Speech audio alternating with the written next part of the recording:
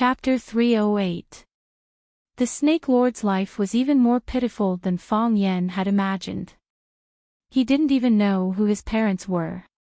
He had been living in the village's welfare home for as long as he could remember. There were many children in the welfare home. Most of them were abandoned by their parents because they had all kinds of problems like him.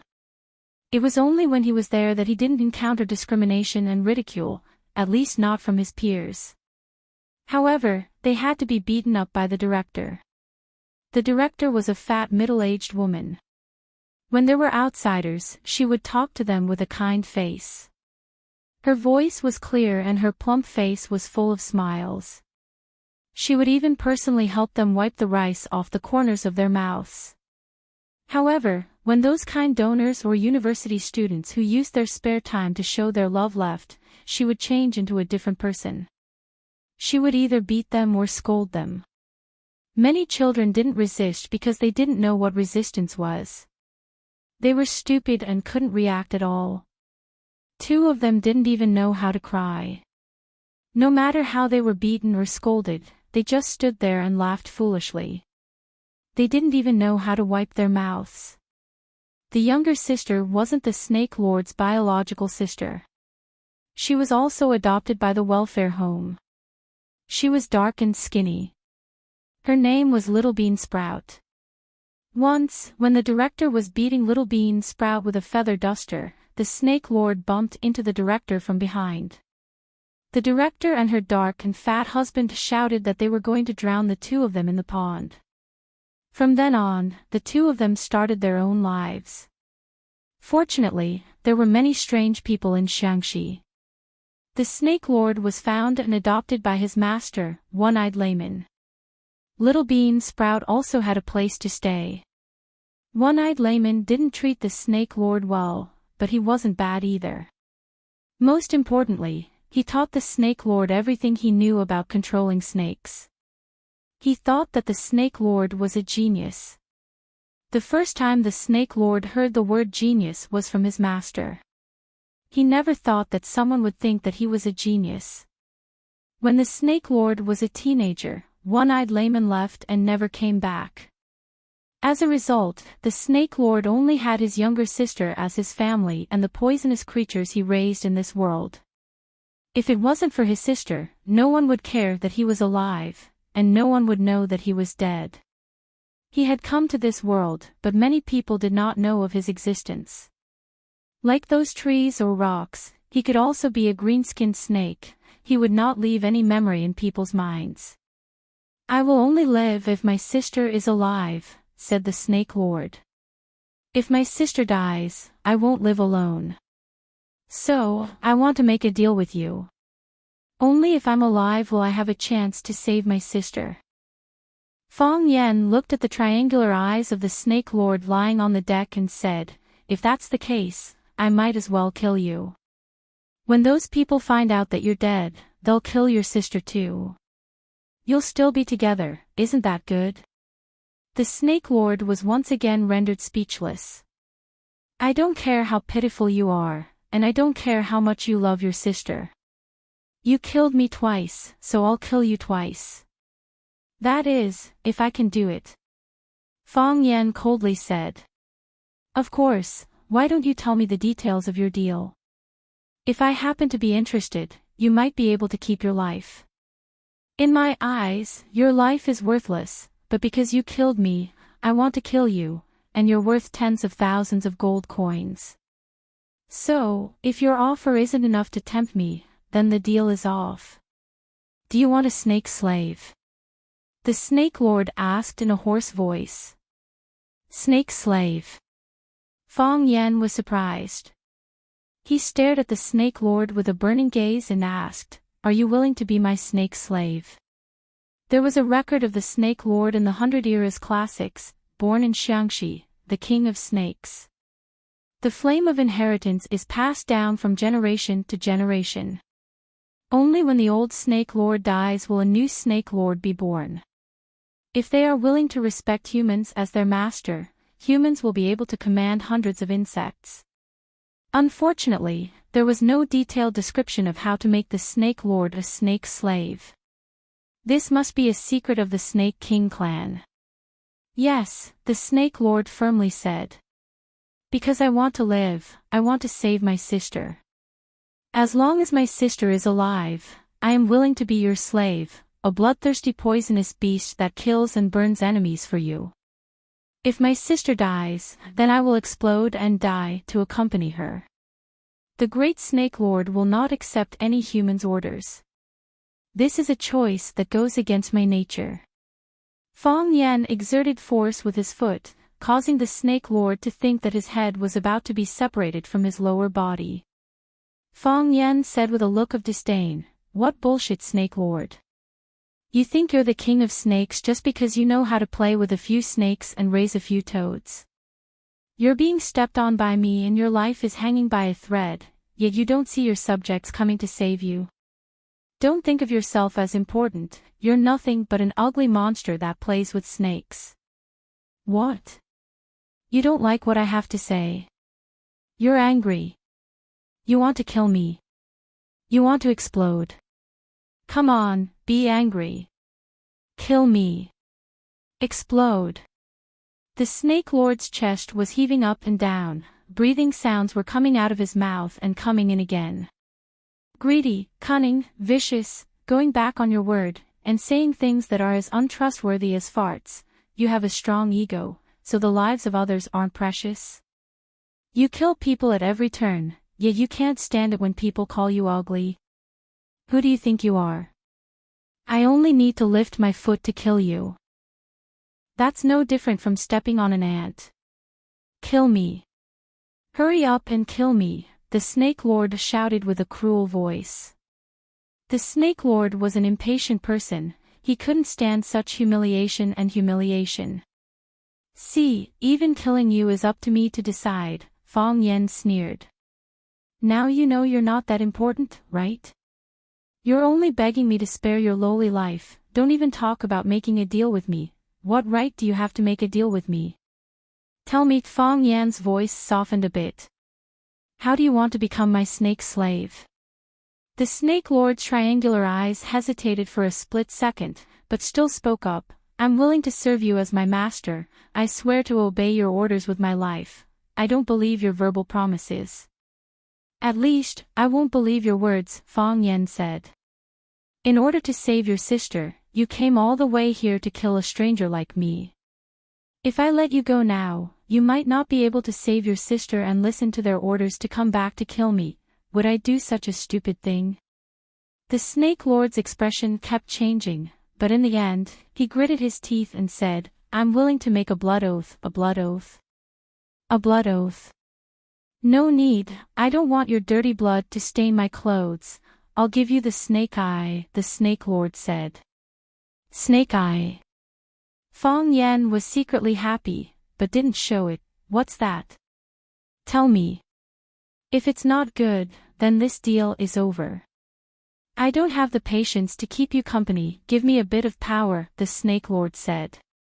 The tip of Fang Yan's foot loosened a bit, allowing the Snake Lord to gain a bit of power. His hands could move. His feet could move. His head could also move. However, all of these movements were under Fang Yan's control. He knew that if he resisted even the slightest bit, a thunderous strike would be waiting for him. Just one strike would be enough. After one strike, he would die. The Snake Lord took off the black iron glove on his finger, then suddenly reached out with his claw and gouged out his left eyeball. Blood and flesh. Blood splattered everywhere. The Snake Lord took out a cowhide bag from his pocket and put his eyeball into it. He then gave the blood-stained pouch to Fang Yan and said, This is the snake eye that I've painstakingly practiced for 20 years. Now, I'm your true snake slave, my life and death are in your hands. If you show even the slightest bit of dissatisfaction, I'll be devoured by your poisonous blood. If you crush the eyeball in the bag, no matter how far I am, I will die on the spot. Fang Yan took the bag and weighed it in his hand. He said, Why should I believe what you said? What if I let you go and you disappear in the blink of an eye? Do you think it's a snake's eye just because you say so? If I crush it and you still don't die, wouldn't that be a huge loss for me? No matter what, it's a good deal for you to exchange an eyeball for a life. A red hole formed by red flesh appeared in the Snake Lord's left eye, and black blood kept oozing out of the black hole. Therefore, when he was angry, his face became even more ferocious, and the black blood flowed even faster. His face was covered in blood, and even the deck of the ship was covered in puddles of blood. His body trembled violently, and he was so angry that he couldn't even speak. I'm already like this, why don't you believe me? The Snake Lord's eyes were bleeding, and so was his heart. He felt so wrong that he wanted to cry. Didn't you just say that others are greedy and cunning? How can you say such a thing? How many snake eyes do you have? Fang Yan asked. 1. The Snake Lord gritted his teeth. His teeth were chattering, and he felt that he was about to crush his black teeth. All Snake Lords only have one snake eye, and they can only cultivate this one. At first, he didn't understand why his master was the one-eyed scholar, but later he understood that his master was also someone else's snake slave. However, he still didn't know who the master was that could tame his master. The snake's eye was like the legendary Dragon Ball. Of course, the Dragon Ball was hidden in the abdomen, and the useless little snakes could only cultivate one of their eyes into a bead. This was their natal bead, and if it was broken, they would die. Of course, Fang Yan didn't know what effect this bead had for the time being. Fang Yan had taken a look just now, and the Snake Lord's snake eye was showing signs of crystallization, which proved that he had indeed cultivated it for decades. If he dug it out and gave it to Fang Yan, it would be the same as destroying his own cultivation. Fang Yan sighed softly and regretfully said, "If only there were two, we could first crush one as an experiment." Chapter 309. Should I crush one for an experiment? I can have two eyes, but I only have one life. If I crush one, I won't be able to keep my life. I don't know if it was anger or pain, but Snake Lord felt dizzy. He felt like he was going to pass out. It seems like you are very sincere. Should I accept your deal? Fang Yan was hesitant. Red Mouth. You are Red Mouth. Snake Lord gritted his teeth and roared with a mouth full of blood. This time, the Snake Lord really fainted. In order to cooperate with Fang Yan, he even gouged out one of his eyes. Moreover, that eye was his primordial spirit snake's eye. Without that eye, he couldn't continue to cultivate, and his cultivation would stop there. What's worse was that the person who had the snake's eye was his master. The master had the power to kill his snake slave. If you don't accept my deal, why the F***ck did you take my snake's eye? What do you want to play? I have nothing now, I really can't afford it. Too immature. Fang Yan was very dissatisfied with Snake Lord's behavior. A deal. Of course we need to talk first, then we can barter. We haven't even finished talking, and you already fainted. Are we going to do this deal or not? Also, what is Red Mouth? At this time, a clear and loud voice came from the depths of the forest on the lake shore. Red Mouth is the devil of Xiangxi. He is powerful and has committed many evil deeds. Even the king of poisons, Snake Lord, called you Red Mouth and was angered to death by you. This shows your true nature. Fang Yan was overjoyed and shouted, F***ck, Master, you are here too. Although I don't agree with what you said, I accept your criticism. Master is right. I'm not broad-minded enough, my horizons are not broad enough, and I'm not friendly enough to others. I will definitely change and turn over a new leaf. As Fang Yan spoke, his eyes were still looking around. Because of the dense trees, it was difficult for Fang Yan to find traces of Tianjizi. What was even more strange was that Tianjizi's voice was very loud, but it seemed like only he could hear it. Fong Yan noticed a couple on a boat in the distance. They were chatting and laughing as usual, and he didn't notice anything strange. Clearly, this was a special method of voice transmission. Fong Yan quickly moved his foot away from Snake Lord's neck and said, "How about I give him back his eye? I didn't ask him to dig it out, and he dug it out before I could stop him. It's already a worldly possession, how can I let him put it back on? Then I should give it to Master as a filial piety." "I don't want those evil things that are stained with blood," Tian Jizi said. "Since it's already in your hands, you should keep it well. Perhaps it is also a good deed. Also, when did I accept you as my disciple? When have you ever taken me as your master? Master and I hit it off the moment we met. The first time I saw you, I felt a sense of familiarity. At that time, I thought that I must make this great and outstanding man my master," Fong Yan said sincerely. "You say? Tianto say? You almost angered me to death. If I didn't have enough willpower, I would have ended up like that Snake Lord. You dare to say you felt like old friends at first sight, bastard brat, you think you can hide your thoughts from me? That was a test for Master. Testing Master's cultivation and temperament, as well as Master's moral quality. Master was angered but not angry, insulted but not angry. You performed very well, even better than I expected. You make it sound good. You're trying to learn from my old wood meet spring, right? How can a rotten wood meet spring? When spring comes, the rotten wood will naturally sprout. When will spring come? Depends on the weather. Depends on the heavens' will." Fong Yan's expression was serious, closed his eyes and thought for a while, then said, "Master, since you said so, you naturally have a way to deal with this Snake Lord. Just tell me, I will obey. You already know how to deal with him. He has 3 tribulations of fate with you. Fate has yet to end, let him live," Tian Jizi sighed. "He is also a pitiful person." "Fine. Then I will listen to Master," Fong Yan readily agreed. Tian Jizi laughed and said, "Bastard brat, if you want to be my disciple, you will need some luck. Wait until you have the heart of 3 jewels, then it won't be too late." Heart of 3 jewels. Fong Yan panicked and asked, "Master, what are the 3 hearts?" "The heart of bravery, the heart of slaughter, the heart of justice." Fong Yan patted his chest and said, "Master, I have them. I have them." Fong Yan unbuttoned his shirt, almost taking out his heart and placing it in front of Tian Jizi. To become Fong Yan's disciple, he was willing to risk his life. Tian Jizi laughed and said, "Whether I have them or not is not up to you to decide. It is up to someone else." "Who is that someone else?"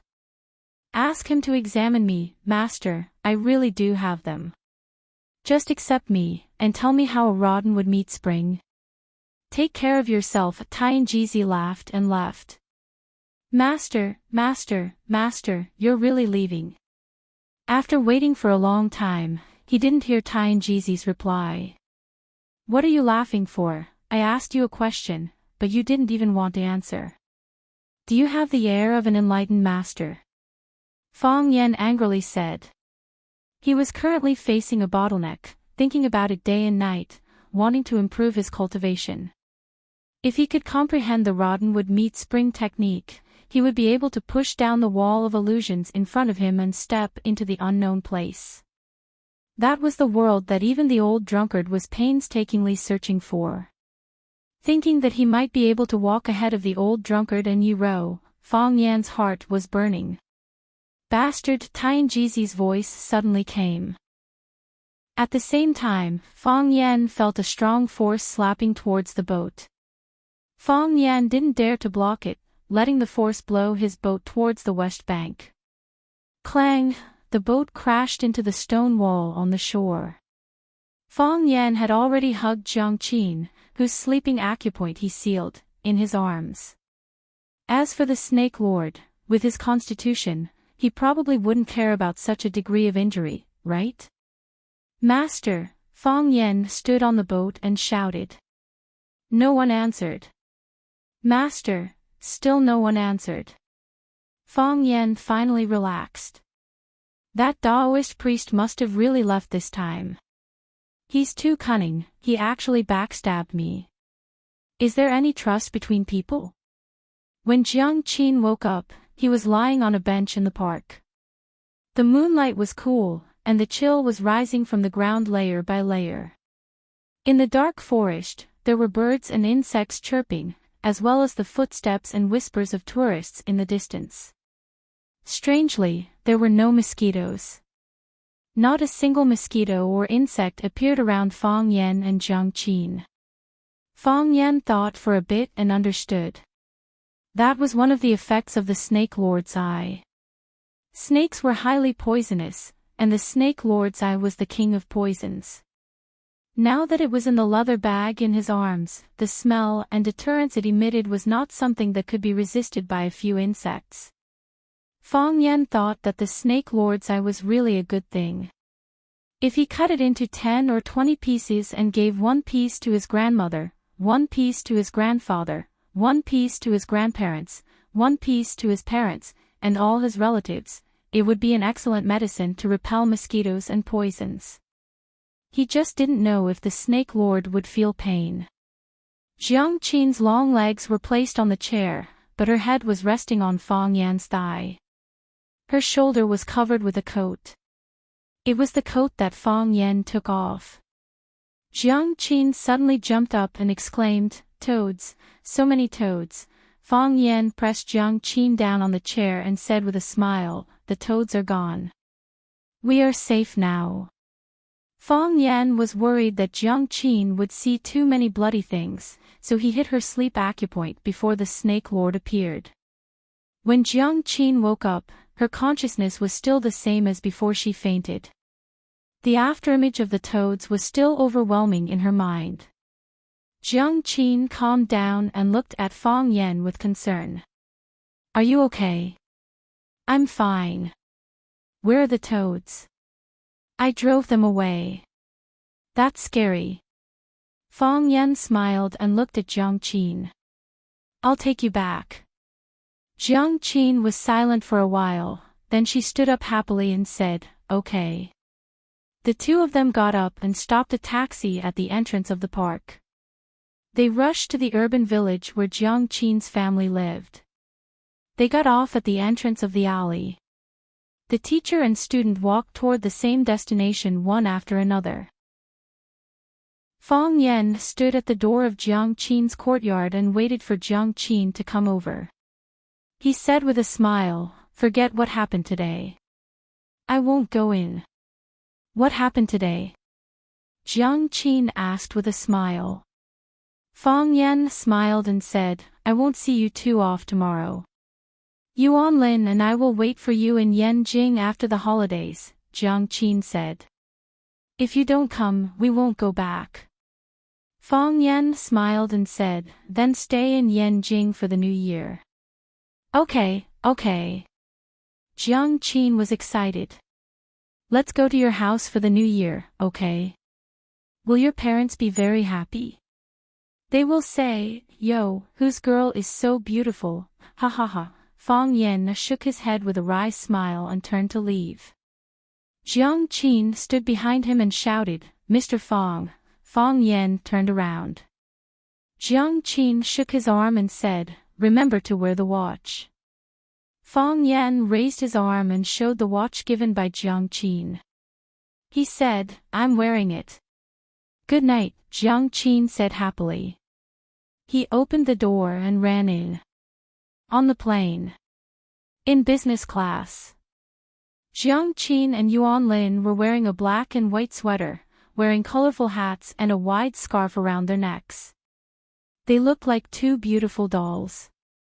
On the whole plane, they were the most dazzling. Even the flight attendants couldn't help but look at them a few more times when they were busy. A middle-aged man on the opposite side of the aisle handed over a business card with an amiable smile on his face. He said, "You two girls are cute and have a fresh temperament.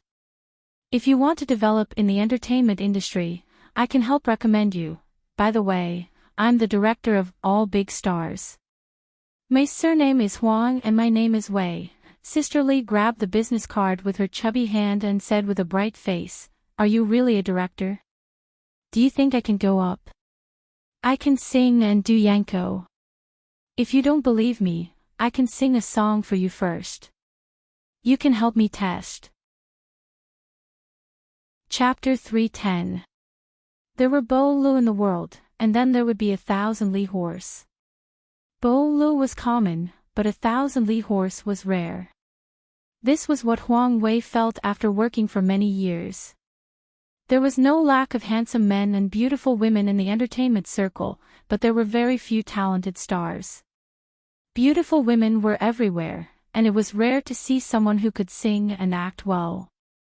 After the era of Tang Zhong, there were only 2 or 3 stars who could be thrown to the international stage to support Hua Xiao's entertainment circle. Xia Xia was an all-rounder, but her temperament was too calm, and she didn't fight for anything, so there was less excitement to watch. Therefore, Huang Wei felt that it was necessary to find more backup talents for the entertainment circle. When he saw Jiang Qin and Yuan Lin, he had a feeling that his eyes lit up. It was not only because they were beautiful, but also because their temperament was quite attractive. Pure and untainted, pure and natural. Good seedlings. Huang Wei secretly praised in his heart. After observing them again and again, he felt that these 2 little girls were smart and lovely, and he wanted to take them under his hands. However, as a big shot, he told himself that he must be steady at this time. He hoped that what would happen next would be like this: the 2 girls would glance at him from time to time and discuss in low voices.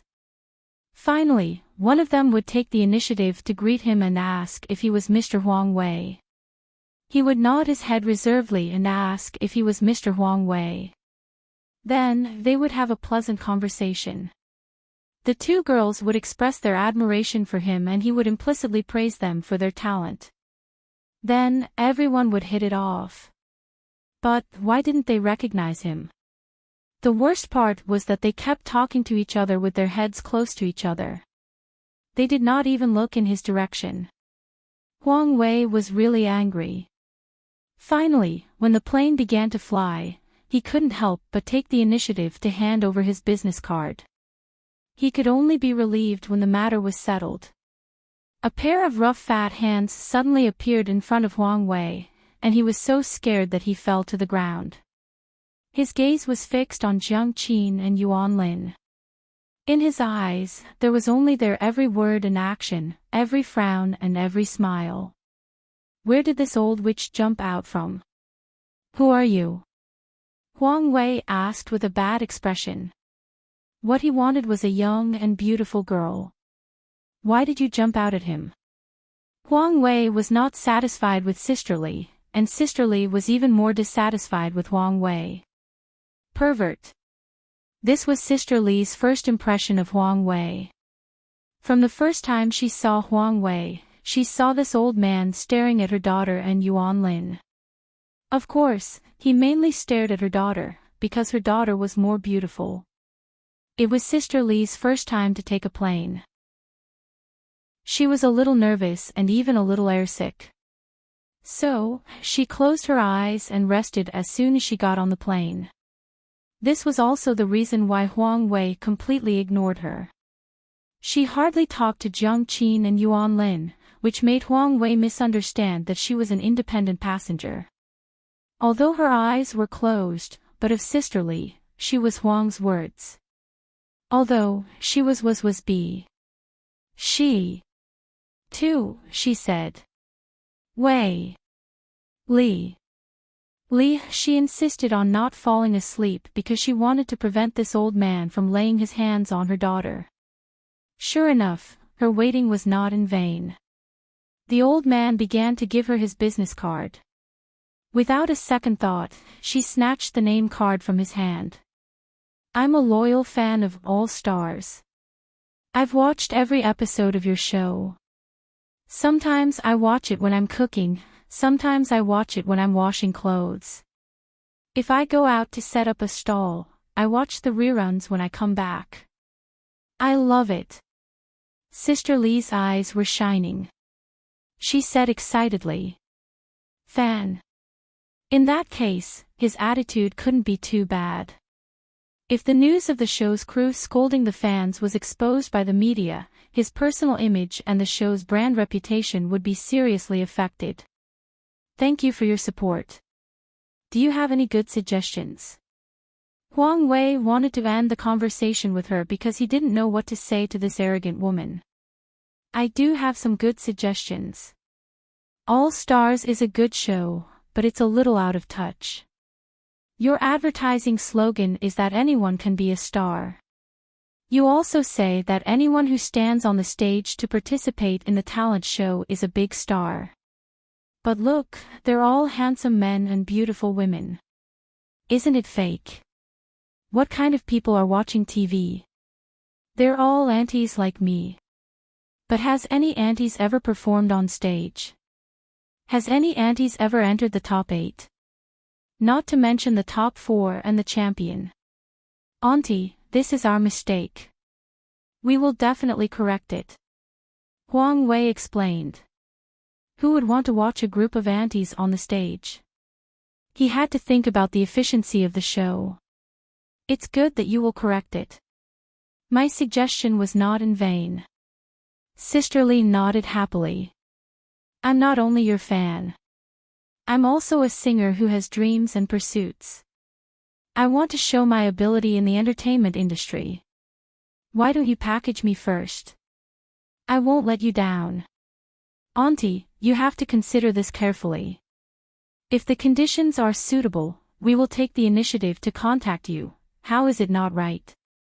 Look at Auntie Susan from America. She became so popular the moment she appeared on that show. Can't our Huaxia have a Sister Lee? I can't make this decision alone. Don't try to fool me. You just said that you're Huang Wei, the director of All Stars. You're the scriptwriter and director. Don't you have a lot of power? I also have to consider the attitude of the TV station. Then can you recommend someone for me? Who knows, it might work out. If I become as popular as Auntie Susan, you'll be my Bolo. The key is, what if you can't become popular? Then I'll become a joke in the industry. Of course, Huang Wei didn't dare to say this out loud. He was afraid that if he said it out loud, the auntie would slap him. He knew that in terms of combat ability, he was no match for Sister Lee. I will consider it carefully. Huang Wei said. Do you mean you won't consider it? If you don't believe me, I'll sing for you. There's really no need. This is a plane. That's great. Let everyone listen and help me verify it. If everyone claps for me, you'll let me go on All Stars. Huang Wei didn't dare to bet with her. No matter how Sister Lee sang, as long as she dared to sing in front of so many people on the plane, those who were not afraid of trouble would definitely applaud. You agree? Then shall we start? No need, no need. The plane started to take off. Huang Wei felt a little dizzy. Aren't you bullying me? I said that I will consider it carefully. I will definitely consider it carefully. When the time is right, I'll invite you to join our show. With that, Huang Wei quickly closed his eyes and covered his ears with his headphones. After being messed up by Sister Lee, he forgot what he was going to do. Okay, I have your number. I'll call you when I'm free. Sister Lee held Huang Wei's business card and said with a smile. When Huang Wei heard Sister Lee's words, he wanted to snatch his business card back. But he knew that if he did that, it would be too rude and might cause public anger. He could only suppress this tempting idea. He thought, when you call, I'll set him as a sales advertisement. Jiang Qin and Yuan Lin laughed until they couldn't breathe. Sister Lee's performance today was too tough. Sister Lee looked at Huang Wei and sneered, if you want to get my daughter, you have to go through me first. Then she lowered her head and said to Jiang Qin and Yuan Lin, "This person doesn't look like a good person. Don't have any contact with him. Don't say a word to him. Also, the men outside are bad. You must be 100% careful." Jiang Qin hugged his mother's arm and said happily, "Mom, don't worry. We'll be fine." Sisterly nodded and said, "You guys chat. I'll sleep for a while." "Oh my God, how did the plane suddenly soar so high? I'm a little dizzy." When Sisterly fell asleep, Yuan Lin gently poked Jiang Qin's arm and asked softly, "You said you wanted to buy a gift for Mr. Fang this time. Did you get it?" "Ah. Did I say that?" Jiang Qin's cheeks were slightly red. She lowered her head and played with the headphones in her hand. "I've been staying at home with my parents. I didn't have time to choose a gift." "Me too," Yuan Lin said with an unnatural expression. After pausing for a few minutes, Jiang Qin scratched his head in annoyance and said to Yuan Lin, "I lied just now. I bought a watch for Mr. Fang." "Me too," Yuan Lin said embarrassedly. "I also chose a gift to send to him." The two girls looked at each other and smiled. The little knot between them instantly melted. At their age, there was nothing that could stop the friendship between them. Sisterly suddenly opened her eyes and stared at Jiang Qin. She asked, "You bought a watch. How much is it? Is it the same as your dad's?" "It's not the same," Jiang Qin quickly said. "That's good." Sisterly closed her eyes again. "Mr. Fang really helped you a lot. It's only right to buy a gift that costs a few hundred yuan to thank him. You are still students. Even if you earn some money through your own efforts, you need to save it. There are many places where you need to spend money in the future." Jiang Qin really couldn't tell his mother that Mr. Fang's watch was more expensive than his dad's. Because Mr. Fang's watch was this year's new model. It was more fashionable. Chapter 311. Good morning, Teacher Zhang. Teacher Zhang looks so energetic today. Teacher Li, are you having tea? Teacher Qin, I knew the newspaper would be in your hands. When Fang Yan walked into the office, he greeted every teacher he met with a smile. Because Lu Chaoge had acquired Rosefinch, Fang Yan was Lu Chaoge's spokesperson in the school. Therefore, his seniority in the school was very low, but his status was very high. No one would come to attack or expel him. That would be asking for humiliation. However, Fang Yan was a good man who was neither arrogant nor conceited. Although he had made a comeback from the grassroots, he would not put on a high and mighty attitude. No matter which teacher he met, he would take the initiative to greet them. In the office, he would also do some small work like changing water and mopping the floor. He would even often share the good tea he got from his grandfather and Lu Chaoge with everyone to taste. He truly respected the elders, united his colleagues, treated people with sincerity, and tempted them with politeness. Because of Fang Yan's low profile and high profile, his colleagues treated Fang Yan differently. Everyone smiled when they saw him, and people often invited him to dinner parties. Of course, most of those dinner parties were declined by Fang Yan. Because he really had more important things to do. "Mr. Fang, I heard that your class fought with the students from Ivy League. They even beat up the students from Ivy League and sent them to the hospital?" Teacher Zhang, who was wearing a red woolen coat, held the teacup in his hand and looked at Fang Yan and asked. "Teacher Zhang, you heard about it too?" Fang Yan asked with a smile. "I heard about it too," Teacher Li said. "I heard that Chongqingting and the others are arguing, saying that they won't let us have it easy.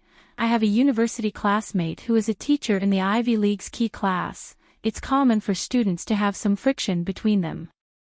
What right do they have to argue? What right do they have to say that they won't let us have it easy? In the past, when Ivy League students bullied our students, why didn't they have such a big reaction? Exactly. Their students are treasures, but our students are weeds. You've gone too far. Seeing the anger in the office and everyone standing on his side, Fang Yan felt warmth in his heart. Regardless of whether they were sincere or not, this feeling was much more blissful than when he faced all the storms alone in the past. Fang Yan smiled and said, "Don't worry, everyone. The matter has been resolved. It's settled." Teacher Zhang asked with a puzzled face, "Did you apologize?" "No. You're right. It's no use apologizing. If they don't let it go, Director Li Mingqiang or Vice President Qin will have to deal with it. They have high standards." Director Li Mingqiang and Vice Principal Qin should have just found out about this. Is that Principal Zhang? Fang Yan waved his hand and said, "Headmaster Zhang is busy with work. How can he have time to deal with such a small matter?" No one showed up.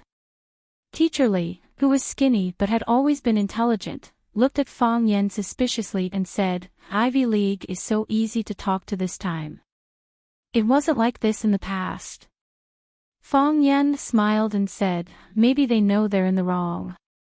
At this moment, the deputy director of the principal's office, Jing Jing, walked up. Jing Jing was the person Jiang Huan arranged to assist or monitor Lu Chaoga in the school.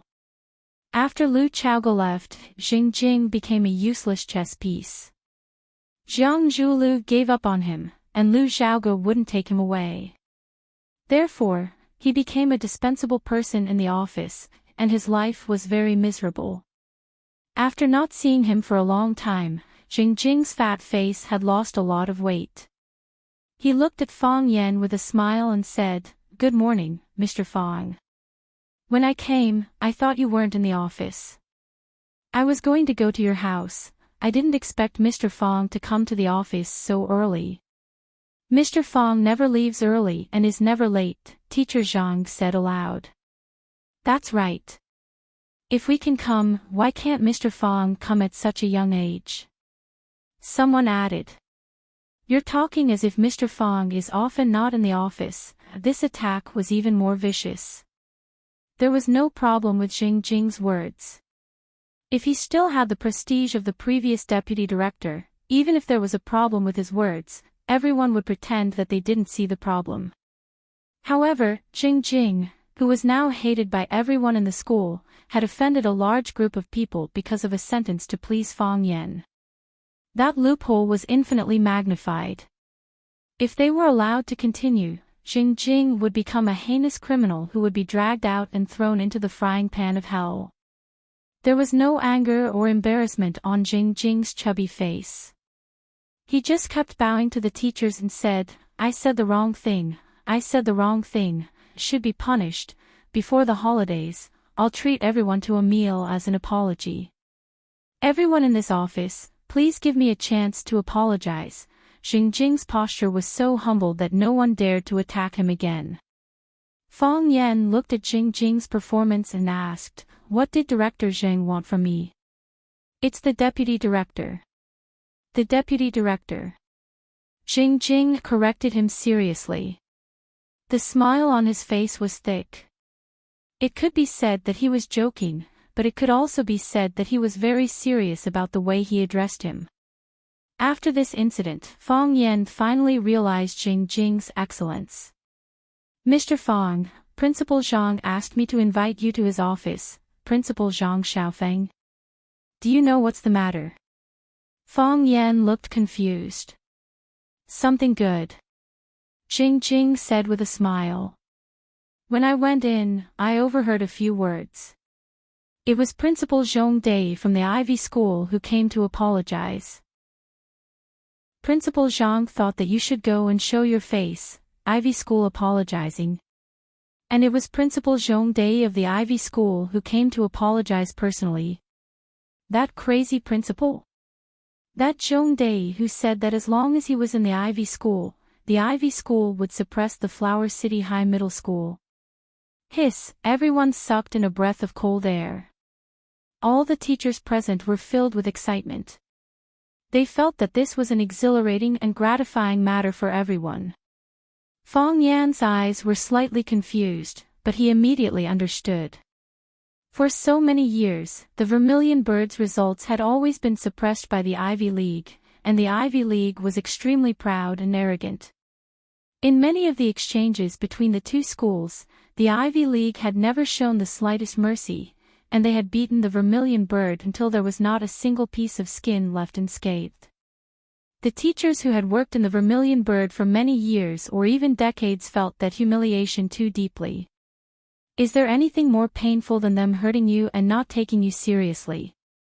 Now that they heard that the crazy principal of the Ivy School came to the school personally to apologize, it was not strange for them to have such a reaction. Fong Yan, what's going on? Why did Zhong Dei come personally? Yes. That's Zhong Dei. Has he ever come to our Rosefinch before? Yes. At that time, an official from the Department of Education asked him to evaluate his competitor, Rosefinch. He said that Rosefinch was not his competitor. Fong Yan smiled and said, "It's good that he came. I'll go take a look." Hurry up. Don't let Principal Zhang wait too long. The teachers urged one after another. Originally, Jing led the way in front and led Fong Yan to the administrative building where the principal was. However, after going out, Jing habitually fell behind Fong Yan by one step. Fong Yan did not turn his head and said, "There's no need. You know I don't care about this." That's because Mr. Fong is of noble character and unquestionable integrity. I can't let people say that I don't have manners. Jing replied with a smile. Jing, why didn't you leave? Fong Yan asked aloud. Jing's face darkened and he said dispiritedly, "Leave. I have to leave eventually." I knew that this day would come sooner or later, but I still had a trace of illusion in my heart. I was a dog abandoned by that person in the school. I would follow wherever he chased me, and I would bite whoever he told me to bite. I understand the logic of a new ruler having a new court. I offended you and betrayed Principal Liu. When the news that Principal Liu bought Rosefinch came out, I knew my fate. Jing sighed softly and said, "But I was reluctant to do so. I liked the school and the relaxed and comfortable atmosphere of the school. I was really tired of those intrigues." But, out of the school, where doesn't there need to be intrigues? There are also intrigues in the school. After all, it's much simpler and simpler. To tell you the truth, everyone thought that I was in a difficult situation during this period of time and lived a miserable life. But they didn't know that this period of time was the most comfortable and happy life I had since I entered Rosefinch.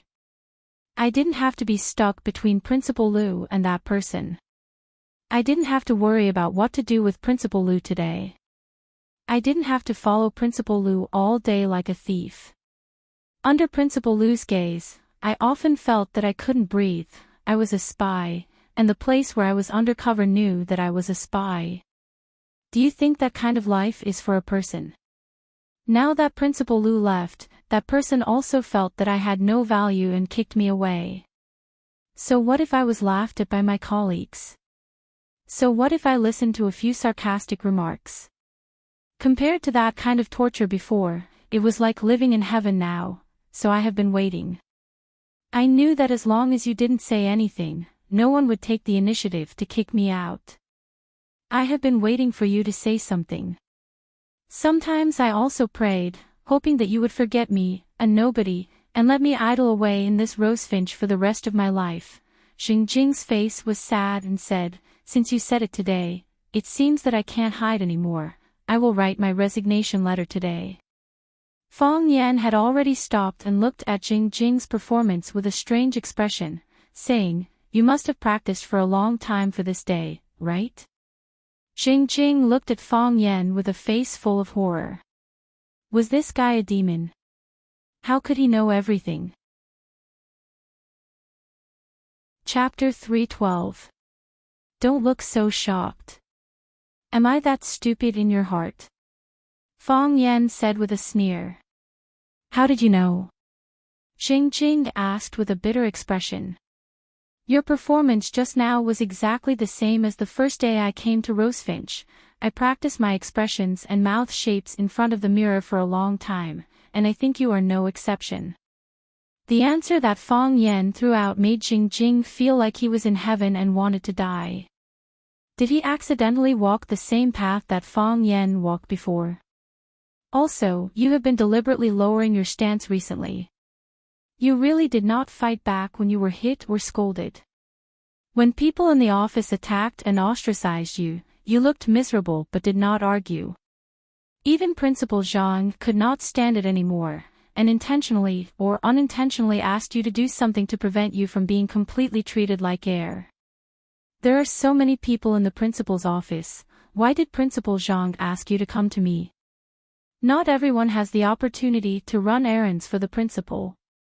Just now in the Chinese team office, everyone was nitpicking you and mocking you, but you repeatedly apologized and even wanted to treat everyone to a meal. If the director could do such a humiliating thing, who could bear to do it? Jing Jing, you don't want to leave, and you have never thought that you would leave. Am I right? Jing Jing was like a thief who had been stripped naked, standing in front of Fang Yan, trembling and saying with an embarrassed expression, I also thought that I would leave. Because I did not believe that I could get past you. You are not like the others. Yes. Principal Zhang and the others are all well educated, and their hearts are full of righteousness. As long as you lower your head and show weakness, everyone will feel sorry for you and feel that they should sympathize with you. Jing Jing, you can't bully scholars like this. I will go back and write my resignation report now, Jing Jing said quickly. Resign. There is really no place for you here, Fang Yan said. He looked at Jing Jing playfully and said, however, if you are interested, I can recommend you to work at another place. That job should be more challenging for you. Jing Jing looked excited and asked, where? Chaoyan Technology. Jing Jing didn't expect Fang Yan to push him to Lu Chaoga's side again. His former master, a woman he had betrayed. His throat was dry as he said with difficulty, aren't you afraid that I'll betray you? You wouldn't dare, Fang Yan said with a smile. In the past, you betrayed Lu Chaoga. She didn't say anything, and I pretended not to see it. If you betray me this time, the one who will be betrayed will be me. By the way, I forgot to tell you that I recently raised a little snake. Come to my place for snake wine when you have time. Zhang Xiaofeng's office door was wide open. Zhang Xiaofeng did this on purpose. Ivy League's fanatic headmaster, Zhong Dei, personally came to Rosefinch to apologize. This kind of thing naturally had to be seen by everyone who could see it. Zhong Dei was tall and had a big beard. He was wearing a long black trench coat and tie. He didn't look like a high school headmaster, but more like a very stylish artist. Therefore, when Fang Yan walked to the door, he didn't need anyone to announce him. He looked at Zhong Dei's eyes. Sharp, overbearing, with a strong penetrating power. Some people said that reading thousands of books was like writing a god. Zhong Dei was the headmaster of Ivy League and had seen more than 10,000 people. Therefore, there was a very special look in his eyes. It was as if there were no secrets in his eyes. Your little schemes were not even worth mentioning in front of him. Moreover, Fang Yan was keenly aware that when Zhong Dei turned around and looked at him, there was a subtle change in his mood. He was deliberately creating pressure for himself. If it were other young teachers in the school, they would not be able to speak or walk when they met such an oppressive look from Zhong Dei, whose status was so different from theirs. They didn't even dare to look him in the eyes. But Fang Yan was Fang Yan. He was a guy who even dragged out the Japanese sword god and beat him up. Why would he care about Zhong Dei's little power? Fang Yan walked into the office naturally and greeted Zhang Xiaofeng respectfully. He said with a smile, "Headmaster Zhang, are you looking for me?" Since Zhang Xiaofeng hadn't introduced Zhong Dai's identity, Fang Yan naturally wouldn't take the initiative to greet him. That would only show that he didn't know what was good for him and betray Jing Jing's act of informing him. Zhong Dai's eyes were slightly surprised. He observed Fang Yan quietly. Zhang Xiaofeng was very satisfied with Fang Yan's performance. He said with a smile, "Fang Yan, come, let me introduce you to a senior, Headmaster Zhong Dai of Ivy League High School. Headmaster Zhong is a very busy person and is an important guest that we usually can't invite. Today, he specially came to our Rosefinch to see you. You have contributed greatly." Only then did Fang Yan turn to look at Zhong Dai. He took the initiative to extend his hand and said, "Hello, Headmaster Zhong. You're too polite. If there's anything, I'll go over immediately. How can I let Headmaster Zhong personally come over?" Zhong Dai grabbed Fang Yan's hand and shook it vigorously. His palm was big and thick, and his strength was ferocious. It felt like bones were breaking when he shook it. However, he once again kicked an iron plate. No matter how much strength he used, Fang Yan had a calm expression. It was as if the hand that Zhong Dai held didn't belong to him at all. Zhong Dai's expression became extremely strange. He laughed and said, "Good lad," as expected of a famous star teacher in Huaqing. "I've heard of your great name a long time ago. I thought that the outside world was deliberately flattering you. How can there be such a magical person in this world? Now that I've met you, you really live up to your reputation. Now, I'm completely convinced. Just now, I tried to probe you a few times, but you acted like nothing happened. It's not unjust that the group of brats from my school fell into your hands." Fang Yan was shocked. This Zhong Dai was indeed not an ordinary person. It was rare to see someone who could bully someone in the dark, treat it as an embarrassing incident, and openly praise the person he had bullied as a talent. Most importantly, what did he mean when he said that the group of brats from his school fell into his hands? It was as if he had deliberately set them up. Fang Yan wasn't someone who liked to suffer losses, no matter who the person was. "Headmaster Zhong tried to probe me. Why didn't I know anything about it?" Fang Yan asked with a blank expression. Did Headmaster Zhong remember wrongly? I feel that Headmaster Zhong is very kind and warm to people. You see, he held my hand for a long time and didn't let go. I rarely see such an approachable leader. The anger in Zhong Dai's eyes flashed, and then he let go of Fang Yan's hand. He turned to look at Zhang Xiaofeng and said, Look, old Zhang, your little Mr. Fang isn't simple, he's challenging me. He said that my probe was too childish, and didn't even have the power to be noticed. Although the two schools were competing, and the relationship between the two was definitely not harmonious, they still had to give face to the head of the school, and the dignity of the headmaster still had to be maintained. Zhang Xiaofeng looked at Zhong Dai with a smile and said, Headmaster Zhong, you can't blame me for this. Did you hear what Teacher Fang Yan said just now? He said that it's rare to see such an approachable leader like you. I've been dealing with him all day, and I've never seen him praise me like this. You're warm and friendly, and he didn't think twice when he spoke to you. This is a matter between the two of you, it's not my fault. Zhong Dai nodded and said, Well, your door has been open for a long time. My old face has also been seen hundreds of times. Should we close the door now and talk about business? Zhang Xiaofeng didn't admit or deny his intention to embarrass Zhong Dai, and said aloud, Jing, close the door. Jing nodded and quickly walked over to close the office door, and then left. Zhang Xiaofeng looked at Zhong Dai and asked with a smile, Headmaster Zhong, what is the business you want to talk about? Zhong Dai looked at Fang Yan with a burning gaze and said, what conditions do you want to drop the charges against our school students?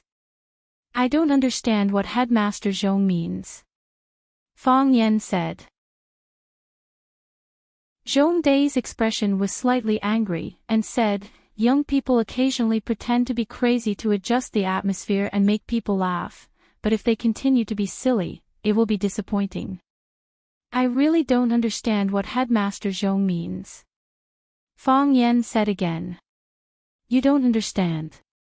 Standing behind Zhong Dai, Fang Jianhong, the dean of the Ivy League school, who was completely out of the limelight and whom Fang Yan had met once before, jumped out with a face full of anger and said, a student from your class injured a student from our school, and even now our student is lying on a hospital bed. You dare to say that you don't know what happened? Fang Yan looked at Fang Jianhong with a smile and said, when did I say that I don't know what happened? I said that I don't understand what Headmaster Zhong means. Director Fang, language is the foundation of communication, you should put some effort into it. You're going too far. Fang Jianhong really wanted to rush up and grab Fang Yan a few times. Even a bite would do. Zhong Dai merely swept a glance over, and Fang Jianhong immediately retreated to the corner, ceasing his banners and ceasing his drums.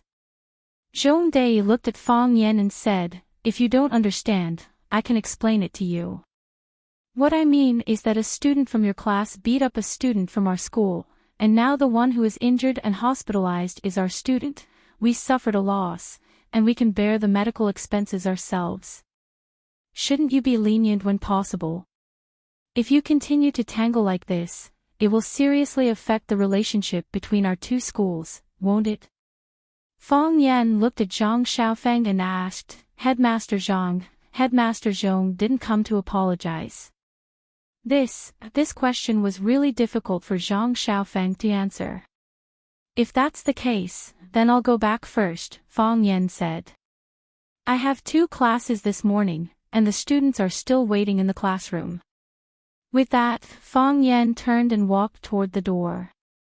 Zhong Dai was stunned for a few seconds, then pointed at Fang Yan's back and laughed, saying, people in the circle call me Headmaster Guangtu, but I didn't expect to see a Guangtu teacher who is even more arrogant than me. Interesting. Really interesting. Chapter 313. There are 2 things, says Kant, that the more often and persistently I think about them, the more the mind is enriched by their ever-growing fascination and reverence, the starry sky above me and the moral code within me. Everyone has their own moral code in their heart. Some pursue interests, and some pursue the truth. Some call a deer a horse, and some disobey the king. Some cover the sky, and some die a righteous death without fear of death. Some think that what is right, and what is wrong. Some think that what is right can be said to be wrong, and what is wrong can also be right. In the eyes of outsiders, Fang Huohua has no moral integrity most of the time. But when it comes to the red line of his moral code, not everyone can fuck him. In the eyes of outsiders, Fang Huohua has no moral integrity most of the time. But when it comes to the red line of his moral code, he can't be messed with easily. Jiang Zhulu bullied Lu Chaoga, who has no parents and no one to rely on. Fang Huohua was filled with righteous indignation and fought with the son of a rich family. Yi Rou repeatedly provoked him and beat him. He clenched his teeth and secretly wrote down all the atrocities Yi Rou had done to him in his diary. Every stroke, every tear, every word, every blood, good and evil will be rewarded. If you don't believe it, look up and see who will be spared by heaven. Fang Huohua firmly believes that heaven or God will get justice for him. What kind of person is Fang Huohua? He is an outstanding and peerless man who hasn't gotten rid of his vulgar interests but is noble and pure. In the face of such a person who is like a judge of justice, what can a principal of an Ivy League school do to me? Therefore, after hearing Zhong Dai call him Teacher Guangtu, Fang Yan suddenly turned around. In his most handsome posture, Fang Yan stared at Zhong Dai with burning eyes. His face was like the bright moon and the sun, so holy that it could be used as a mirror. To tell the truth, what's so crazy about sticking to the bottom line of human nature and the moral code that people abide by every day? In terms of age, I am your elder. In terms of rank, I am your superior. In terms of working years, I am your senior. You are disrespectful to your superior, disrespectful to your elders, and disrespectful to your seniors. Isn't that crazy? Compared to respecting my boss, I respect the truth more. The students of the Ivy League school had repeatedly provoked the students of my class, insulted them, and attacked them. The most tragic thing was that they still hadn't won. Shouldn't such students be punished? Shouldn't such a truth be known by everyone? Just now, Principal Zhong said that it was not unjust for your students to be defeated by me. I beg to differ. If they study hard and make progress every day, don't fight, don't scold people, don't spit on the ground, and even help old grannies cross the road when they have nothing to do, I will only praise them and call on my students to learn from them. How could I possibly have a conflict with them? They were the ones who made the mistake first, and I was the one who blamed them later. They jumped into the ditch in front of me, and all I had to do was pour a shovelful of dirt over their heads. I respect my elders, but that depends on what kind of elders they are. For example, our school's principal Zhang Xiaofeng is erudite and knowledgeable. He is neither arrogant nor rash, and is sincere to others. He loved his colleagues and helped the younger generation. He made every teacher in our school feel the warmth of home and loved every student as if they were their own children. Would I not respect such an elder? As for Principal Zhong's accusation that I have no modesty toward my elders, this accusation is even more difficult for me to accept. I know that there is a famous educator in Huaqing whose surname is Liu, and he is known as the Prime Minister of Education. After old Mr. Liu returned from studying abroad, he immediately threw himself into the cause of strengthening the education of Huaqing. He pulled in investments, promoted reforms, visited famous schools, and invited famous teachers. He single-handedly saved the current state of Huaqing's education. Although I don't know old Mr. Liu, every time I hear about his deeds, my blood boils, and every time I think about it, my eyes fill with tears. He is the role model of us educators, and my true idol. My biggest dream is to be able to meet old Mr. Liu and be fortunate enough to receive his teachings. Is this because I have no modesty? Everyone stared blankly at the furious Fang Yan. They didn't expect his counterattack against Zhong Dai to be so intense. Furthermore, it was reasonable and hard to refute. The one who was the most shocked was Zhang Xiaofeng. He really couldn't imagine how Fang Yan could say that he and old Mr. Liu Gong didn't know each other. If they ate breakfast together every morning, wouldn't that be considered as knowing each other? What kind of contact would be considered as knowing each other? If the master was humiliated, the subject had to die. Zhong Dai was practically scolded by this little brat, Fang Yan. Fang Jianhong felt that his leader had been insulted, and he had to stand up for him.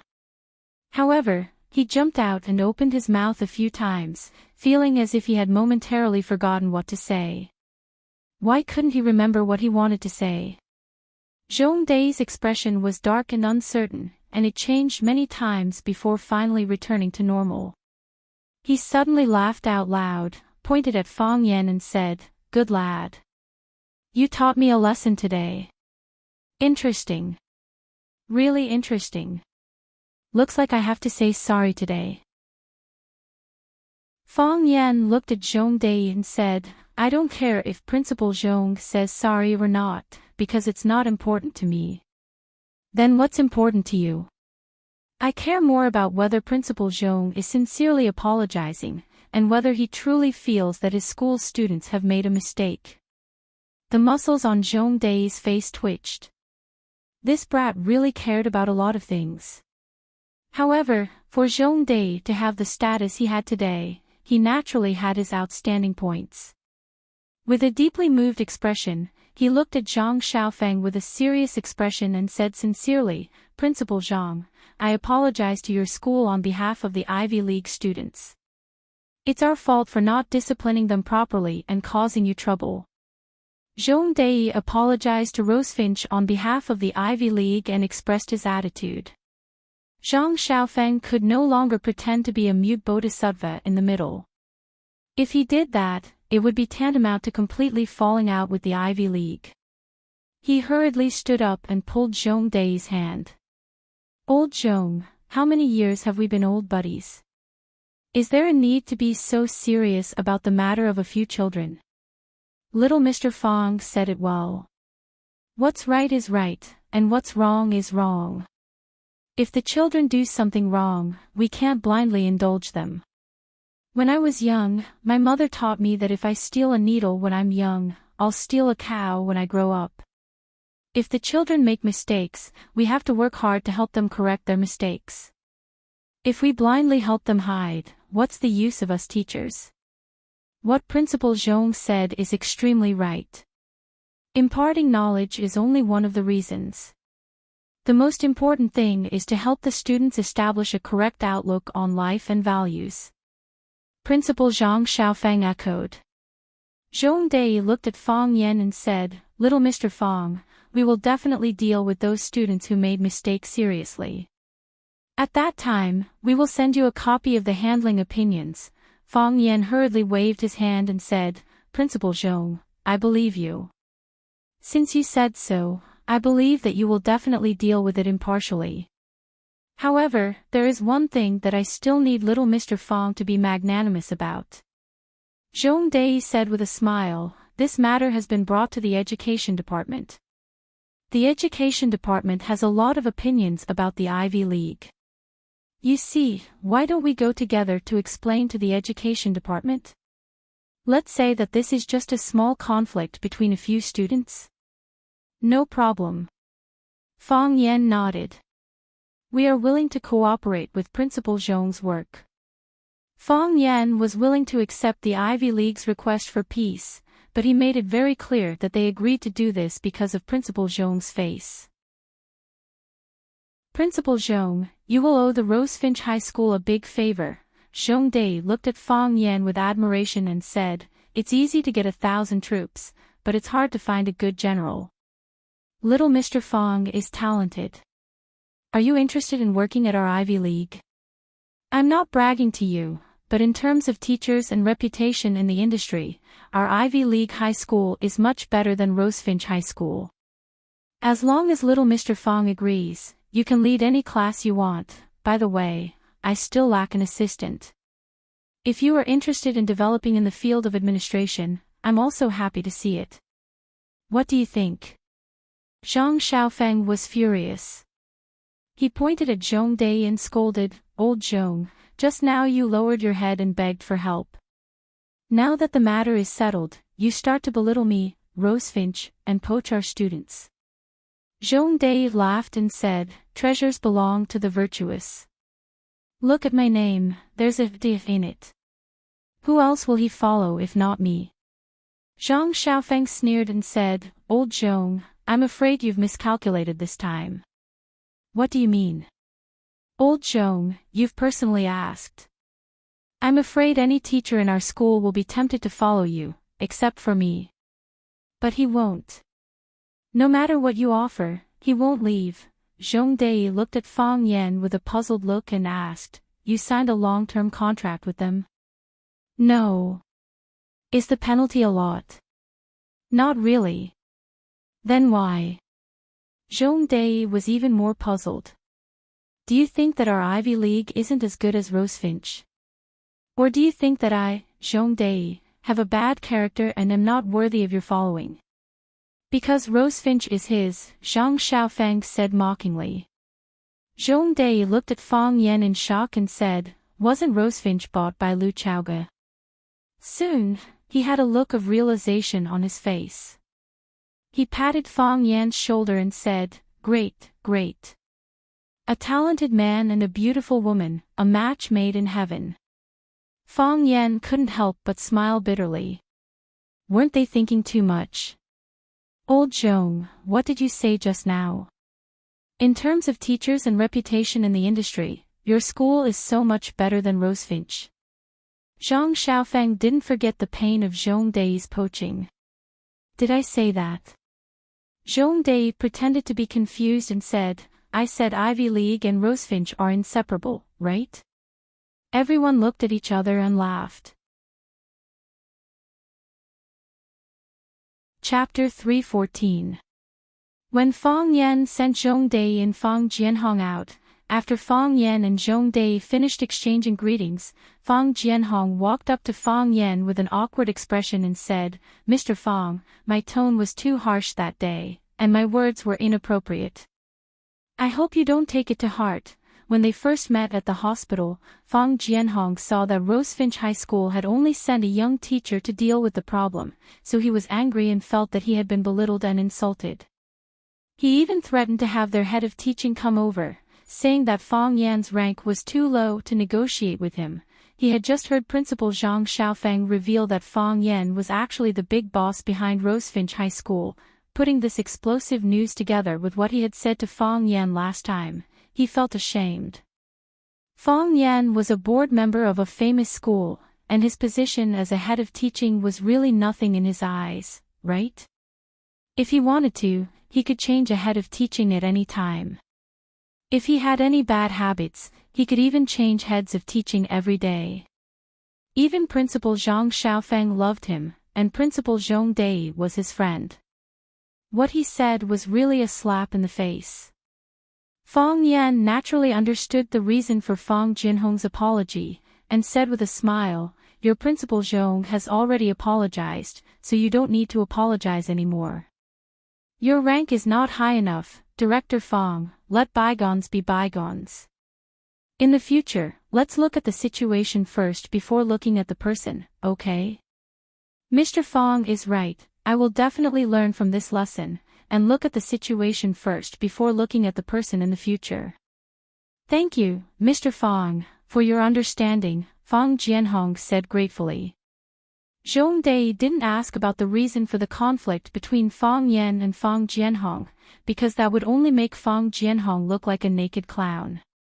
As a superior, he wouldn't embarrass his subordinate like that. He looked at Fang Yan and said, Do you really worship Mr. Lu Gong that much? Mr. Lu is a highly respected educator in our Huaqing, and it is appropriate for the premier to call him the Prime Minister of the academic world. Which scholar in Huaqing didn't respect and love him? I've met old Mr. Lu a few times. If you're interested, I can take you to visit old Mr. Lu. I'm sure he won't reject an excellent educator who's dedicated to learning. Fang Yan sincerely expressed his gratitude and said, Thank you, Headmaster Zhong, but what? Zhong Dai asked. He looked at Fang Yan with bright eyes and said, Are you worried that you will be too nervous to see your idol? I don't think you're that kind of person. I'm not nervous seeing my idol. I was a little nervous when I saw Grandfather. Grandfather. Zhong Dai and Fang Jianhong looked at Fang Yan in confusion. Fang Yan knew that if he continued to hide it, he would be deliberately deceiving her. He said embarrassedly, Lu Gong is my grandfather. He has a bad temper. As Zhong Dai and Fang Jianhong fled in the car, the Audi they were driving nearly crashed into the tree trunks and protective belts by the roadside several times. Fang Yan sighed softly. It must have been difficult for them to calm down for a long time, right? When Fang Yan returned to Zhang Xiaofeng's office, the old man had made tea again. He pointed to the seat opposite him and said, Come, sit down and have a cup of tea with me. Other people can't wait to come to my office every day, but you can't see me for many years. Why? Are you afraid that people will gossip? Fang Yan said with a smile, I'm afraid that I'll cause trouble for the headmaster. If I come here every day and you make tea for me every day, won't you be annoyed? Then can't you make tea for me? I want to make a cup of good tea every day to flatter the headmaster, but the problem is that the tea I can't make won't taste as good as the headmaster's. Zhang Xiaofeng laughed heartily and said, "This sentence is the best flattery." The two laughed for a while. Zhang Xiaofeng looked at Fang Yan and asked, "What do you think of Zhong Dai?" "He's brave, smart, and decisive," Fang Yan praised. "Yes. The reason why Ivy League High can stay green is because of his old vine," Zhang Xiaofeng said with emotion. "Rosefinch has been suppressed by Ivy League for so many years, it's really not acceptable." Fang Yan looked at Zhang Xiaofeng with a puzzled expression and said, "Headmaster, what do you mean?" Zhang Xiaofeng smiled and said, "Fang Yan, you're the most perceptive young man I've ever seen. Sometimes I'm really curious, how does your brain work? Your heart should have 9 times 9 and 81 bends, right?" "Headmaster, you're scolding me," Fang Yan said with a smile. "To be honest, I don't have any friendship with Zhong Dai. He's a proud and arrogant person, and very few people are worthy of his attention. He took the initiative to invite you to be his assistant, which proves that he really treats you differently. Headmaster, you're not trying to force me to jump ship, are you?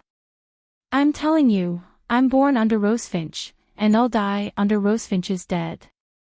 I will never do something like job hopping," Fang Yan hurriedly swore.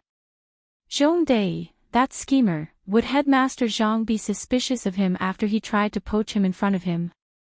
"What are you thinking about?" Zhang Xiaofeng laughed. "What I mean is, we can poach Headmaster Zhong Dai to Rosefinch. You're half a member of Rosefinch's family, and he's very fond of you. If you come forward and do this, I'm sure he won't reject, that won't do. I still think Headmaster Zhang is more suitable to be Rosefinch's headmaster," Fang Yan said. "You flatterer." Zhang Xiaofeng scolded Fang Yan, but his face was full of smiles. Back when Headmaster Chaoge was still at school, he had a fierce fight with Mr. Zhang's people, and I stayed between the two sides without saying a word. On one hand, I wanted to maintain my superior position, and on the other hand, I'm getting old and I'll be retiring in a year. Why should I piss someone off now? Wouldn't it be better to leave a way out for myself and my children? Headmaster Zhang is wise.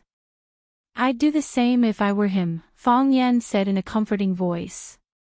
But things are different now. Mr. Zhang sold the school to Chaoge, and Chaoge has gone out to start her own business. I thought that after I retired, I'd let Chaoge be the headmaster. She's capable, driven, and innovative. The students are lucky to have someone like her as their headmaster. But now that Chaoge has left, the other vice-headmasters all have their own problems. She's more than enough to manage one side of the school, but it's too much for her to be the headmaster of the whole school. Is that why you're trying to get Headmaster Zhong? He was the one who set his sights on our school's talents. He wanted to poach a teacher from me, so I poached his headmaster, Zhang Xiaofeng said heroically. How about we decide that Zhong Dai will be the next headmaster of Rosefinch? Fang Yan smiled and said, I'll talk to Miss Liu about it. She'll have the final say. Just tell her. Zhang Xiaofeng was in a good mood now that he had achieved his goal. Headmaster Zhang, Miss Liu, and I are really not what you think. Really? What kind of relationship do you have? Liu Chaoge was very busy every day. Ever since the accident at the Underground Research Institute, they had cross-checked all the staff in Chaoyan Technology. He did find 2 suspicious people among the outer staff, but he didn't find any problems in the Underground Research Lab. Chaoyan had just been established, and some people were a little late. The people they sent out couldn't enter the core area for the time being. It was said that products that used the Rubik's Cube technology had already appeared. With Fang Yan's help, Liu Chaoge also signed a sales contract with the Lan Family Trading Company where Lan Mountain Valley was located. Of course, in order to prevent the Lan family from monopolizing the market, Liu Chaoge only signed a part of the agency rights with them. She also signed a distribution contract with the Qin family represented by Qin Etienne and the Liu family represented by Liu Shu. These three families depended on each other and competed with each other. It was the safest and most reasonable cooperation model. Thinking about it carefully, Fang Yan hadn't seen Liu Chaoge for a long time. Liu Chaoge had a cold personality, and the two of them didn't even have the chance to talk to each other. On the other hand, Grandma was a warm-hearted person. She had always wanted to matchmake them. From time to time, she would call Liu Chaoge to come over for dinner. Of course, at that time, Fang Yan would naturally be called back by Grandma to accompany her. At this moment, the phone in Fang Yan's pocket rang. Fang Yan looked at Principal Zhang Xiaofeng apologetically and said, "Principal Zhang, I'll pick up the phone, it's okay." "Pick it up," Zhang Xiaofeng said with a smile. Fang Yan took out his phone and saw that the caller ID was Liu Chaoge's phone number. Fang Yan looked at Zhang Xiaofeng and turned his body slightly to the side. After picking up the phone, he asked, "Chaoge, what's the matter?" "Fang Yan, are you busy?" Liu Chaoge's tone was very calm, but Fang Yan could feel that her tone was slightly trembling. "I'm fine." "Where are you?" Fang Yan asked anxiously. "What happened?" "I'm on my way to Maya Hospital." "Auntie, she might not be able to hold on any longer," Liu Chaoge said weakly. "I'm on my way," Fang Yan said. After hanging up, Fang Yan looked at Principal Zhang Xiaofeng and said, "Principal, I need to take a leave of absence. There's something urgent that I have to deal with." Zhang Xiaofeng looked at Fang Yan with understanding and said, "Go ahead. I'll ask the dean's office to arrange for someone to take your place. However, the final exam is coming up. The 9th class achieved amazing results last time, so we can't fall behind this time." Fang Yan got up and left in a hurry. Zhang Xiaofeng looked at Fang Yan's back and carefully tasted the tea in his hand. He said, "You guys are in the kind of relationship that I think. Both of you are young. You're not married, and she's not married. What's there to hide?" Zhang Xiaofeng couldn't understand Fang Yan and Liu Chaoge's behavior. At their age, if they really fell in love, shouldn't they want the whole world to share their happiness? Chapter 315. Mayan Hospital was a private hospital owned by the nobility. It belonged to an international pharmaceutical group and was not open to ordinary people. When Fang Yan arrived at Mayan Hospital, he was even stopped by the security guard at the door. In the eyes of the security guard, it was rare to see people who came here by taxi. There were enough parking lots in the hospital. Generally, rich people drove their own cars and did not need to worry about parking. Fang Yan repeatedly explained that he was here to visit the patient, but the security guard refused to let him pass and asked Fang Yan to call the hospital for confirmation. The security guard was professional, and it was impossible for Fang Yan to beat him up like in some novels because he looked down on him. When Fang Yan took out his mobile phone and was about to call Liu Chaoge for help, a white BMW sports car slowly approached. The window rolled down, and sitting in the driver's seat was a young woman wearing sunglasses. Her eyes could not be seen, and most of her oval face was covered.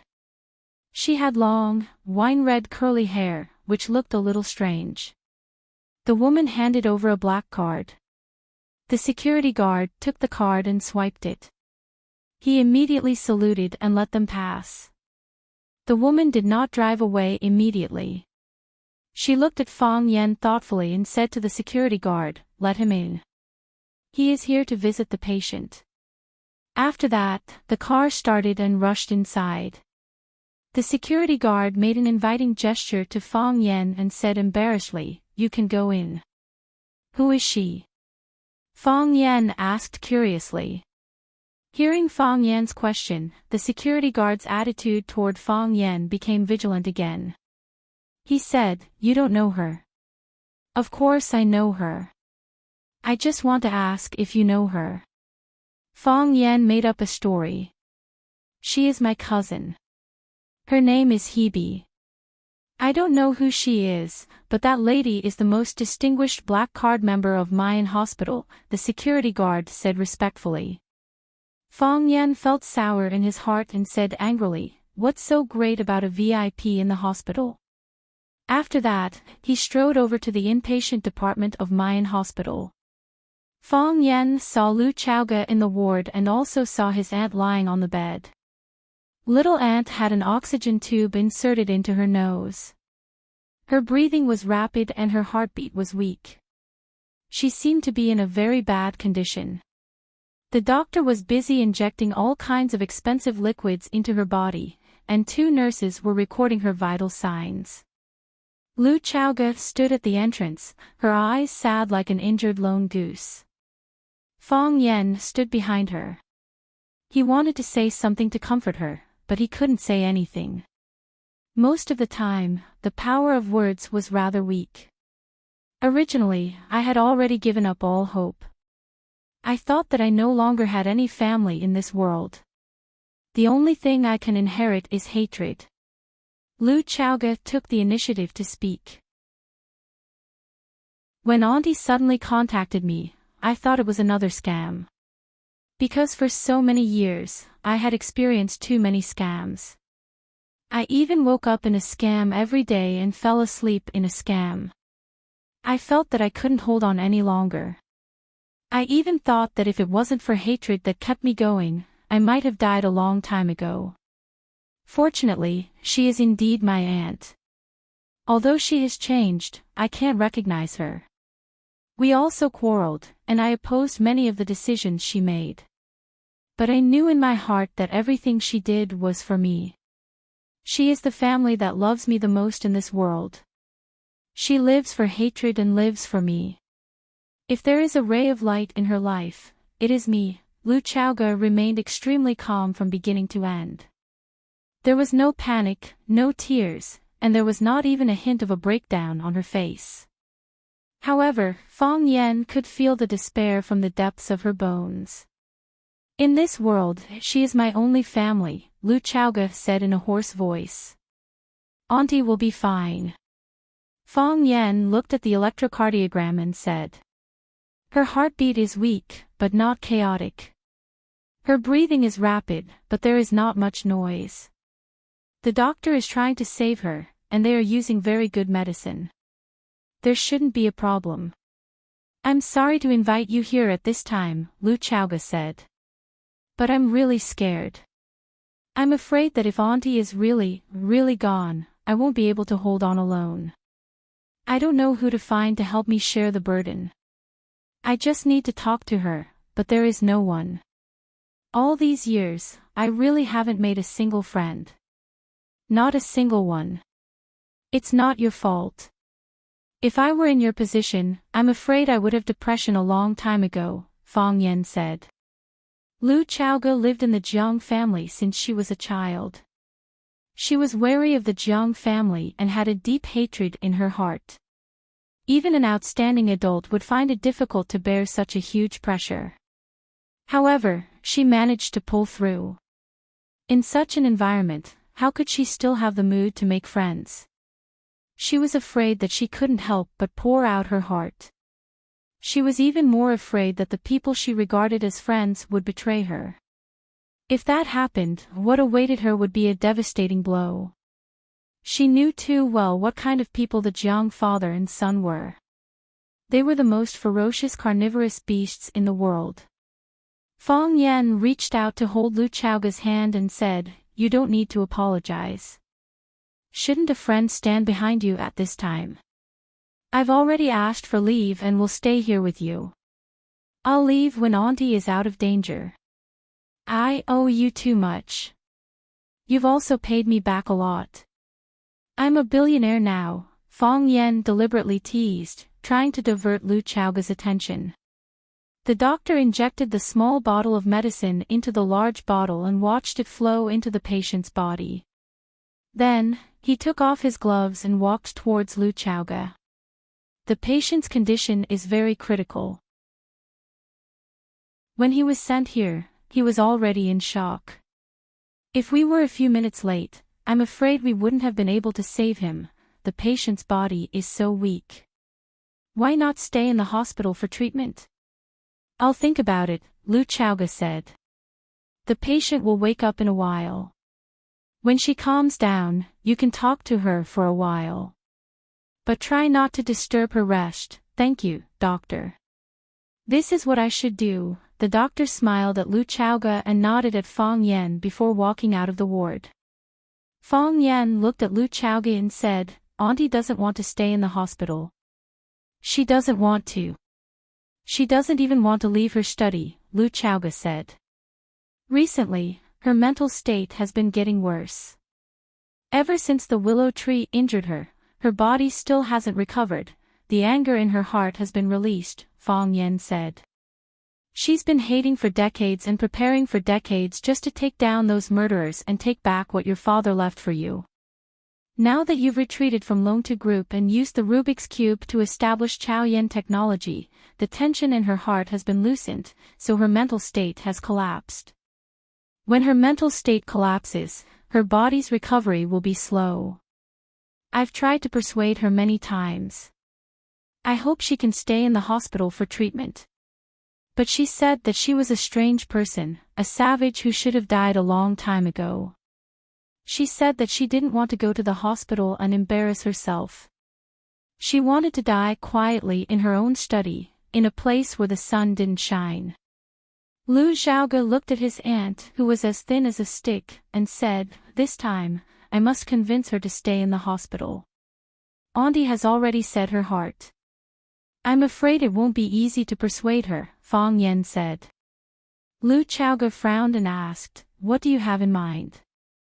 She lacks a target, or should I say, an enemy. Yes. She lacks an enemy, Fang Yan said.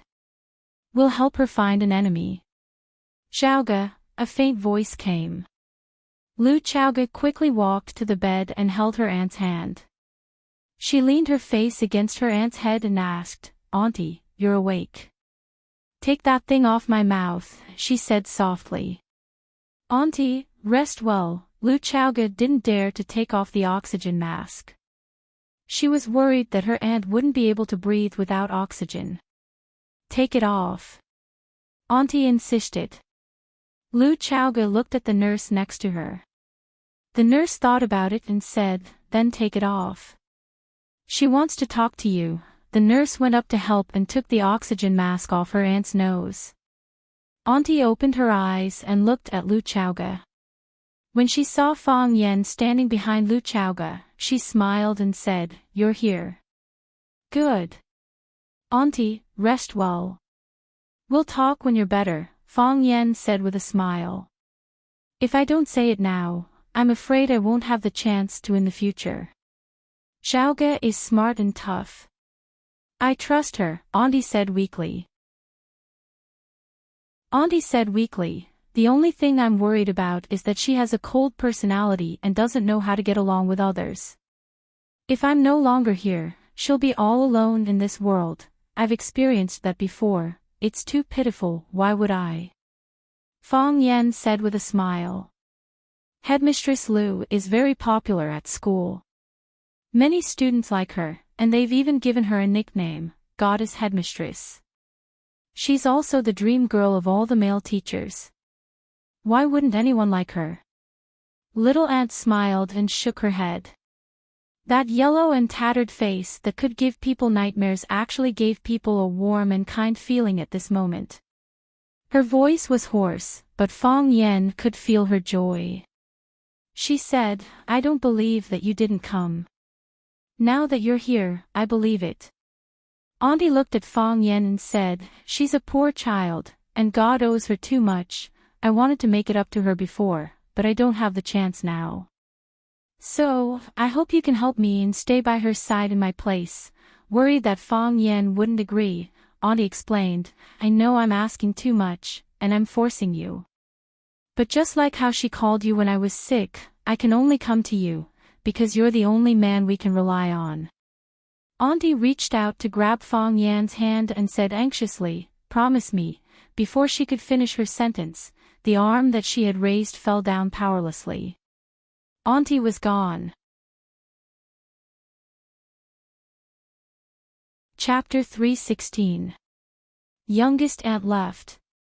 She left suddenly and naturally. The fire when she was young destroyed her bodily functions. Her hair, skin, flesh, bones, and internal organs were all seriously damaged.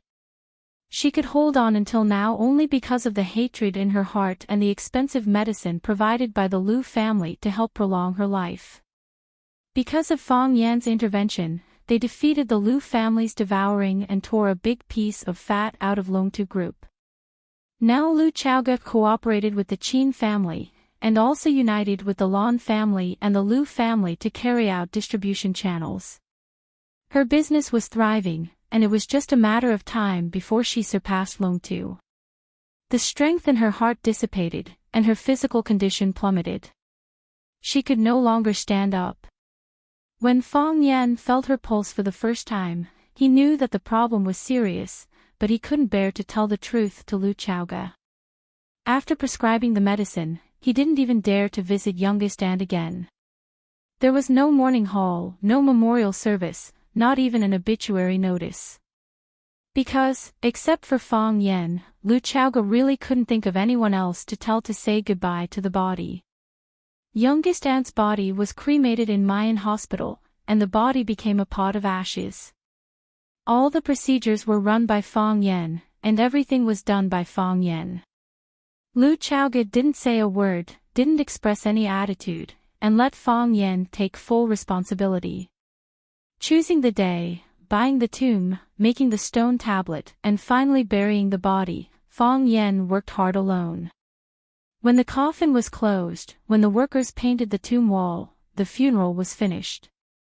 For a job, it was trivial and tedious, but for a life to death, it was extremely simple. Lu Chaoga stood in front of the tomb, her eyes red, and her body as straight as a spear. She didn't say a word or eat anything for 2 days. Under Fang Yan's pressure, she drank a glass of juice and a few mouthfuls of water. There were no tears, no sadness, and she was as cold as a genetic person. However, the more she was like this, the more worried Fang Yan was.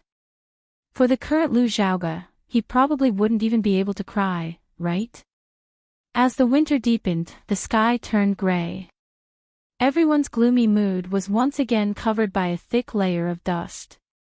Lu Chaoga, who was standing in the depths of the graveyard, looked lonely and pitiful. There was a stark contrast between the rows of dead people and the living. There was a small white flower embroidered on the black suit jacket. The white flower rustled in the wind as if it could fly away at any time. In the end, the little flower was still unwilling to be bound. Just as it was about to be blown away by the wind, Lu Chaoga struck like lightning. Then, she held the little flower in her palm. Fang Yan knew that Lu Chaoga did not know martial arts, but in that instant, her speed was unbelievably fast. Fang Yan walked behind Lu Chaoga and said, "Auntie has already been laid to rest. Let's not disturb her.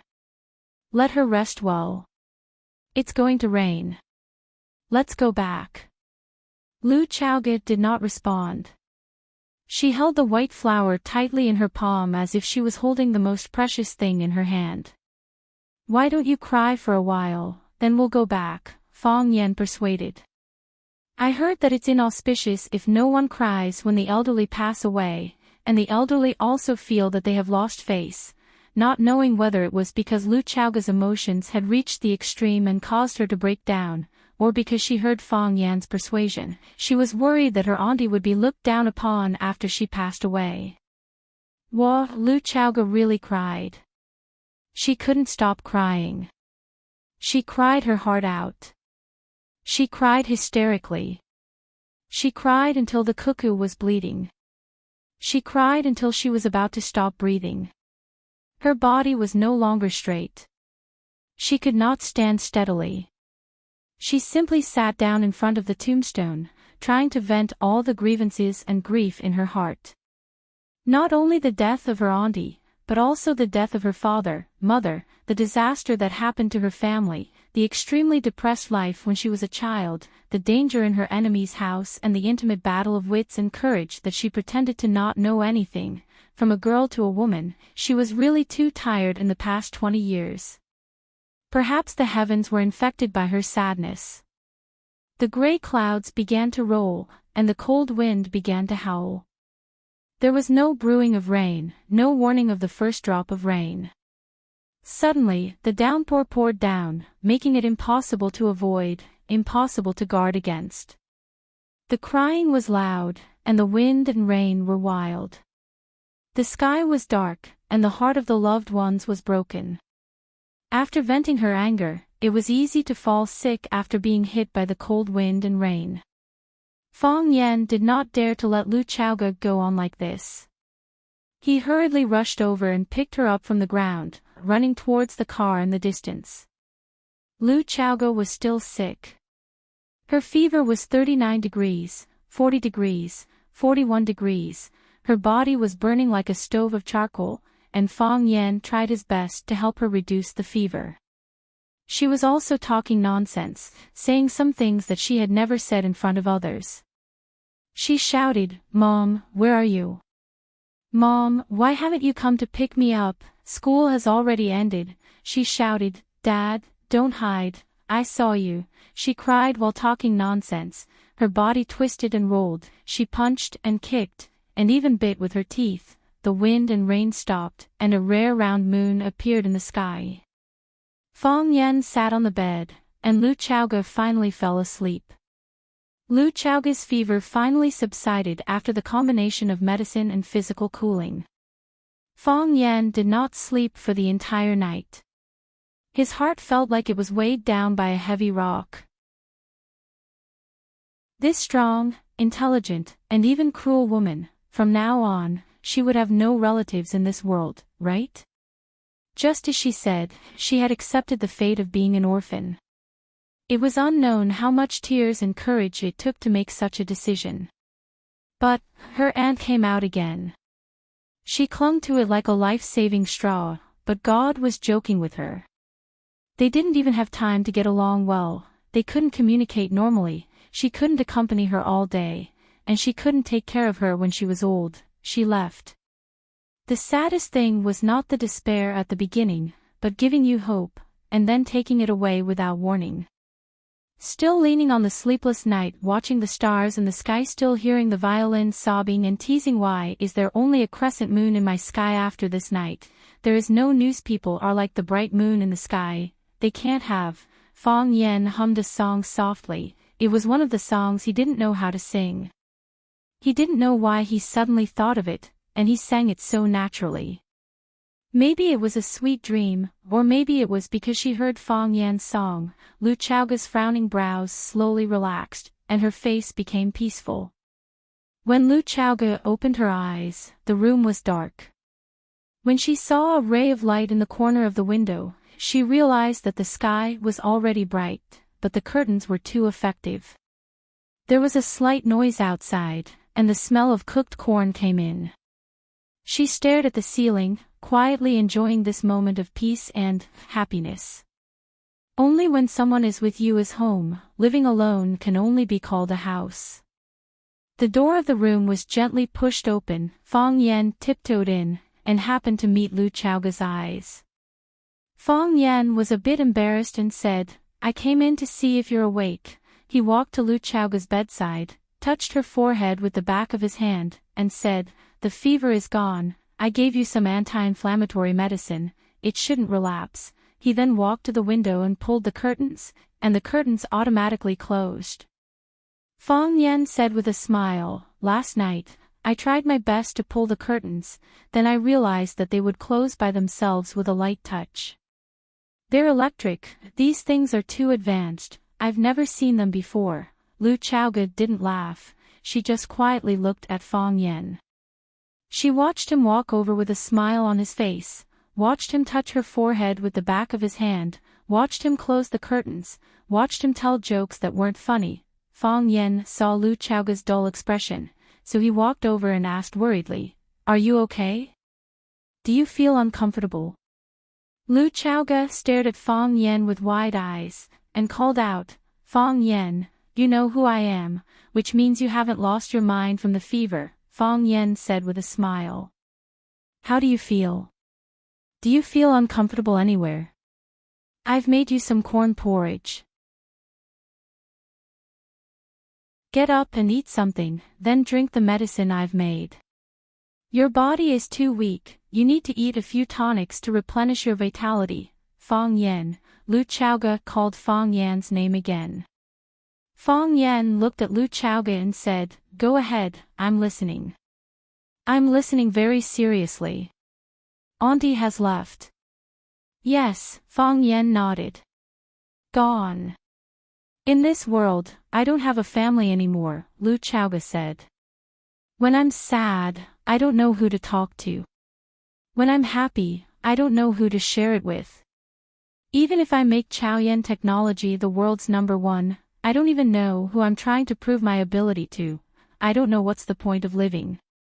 Fang Yan was anxious and shouted sternly, Lu Chaoge, I'm warning you, don't let your imagination run wild. Auntie is gone, but you still have me, Rosefinch's students, your colleagues at Chaoyan Technology, and your career. When you're sad, you can talk to me, and when you're happy, you can share it with me. Chaoyan Technology is your career, and it's also my career.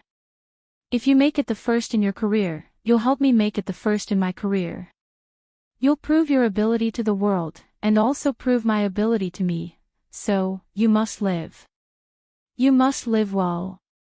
Lu Chaoge nodded and said, When I'm sad, I'll talk to you, and when I'm happy, I'll share it with you.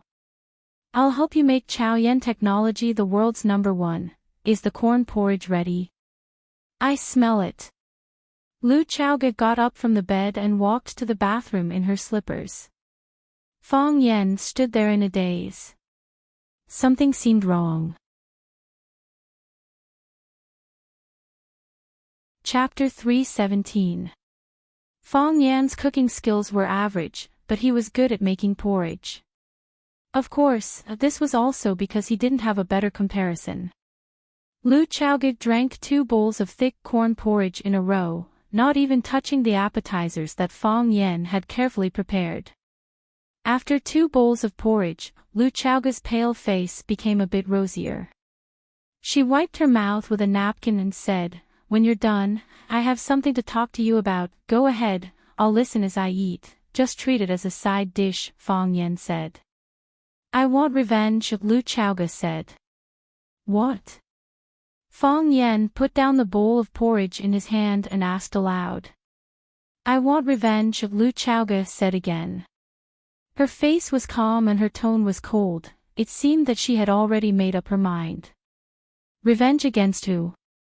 Auntie died early because of the car accident, and the fire after the car accident. Otherwise, Auntie would have a completely different life.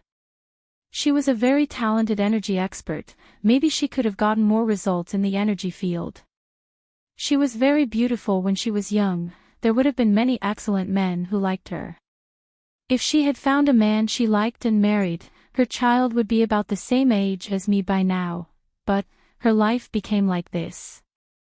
Because of the death of my parents, because of the change in our family, her entire life was ruined. Her body was burned, her face was burned to a tattered state, and there was nothing else in her life except hatred. Her only motivation in life was revenge.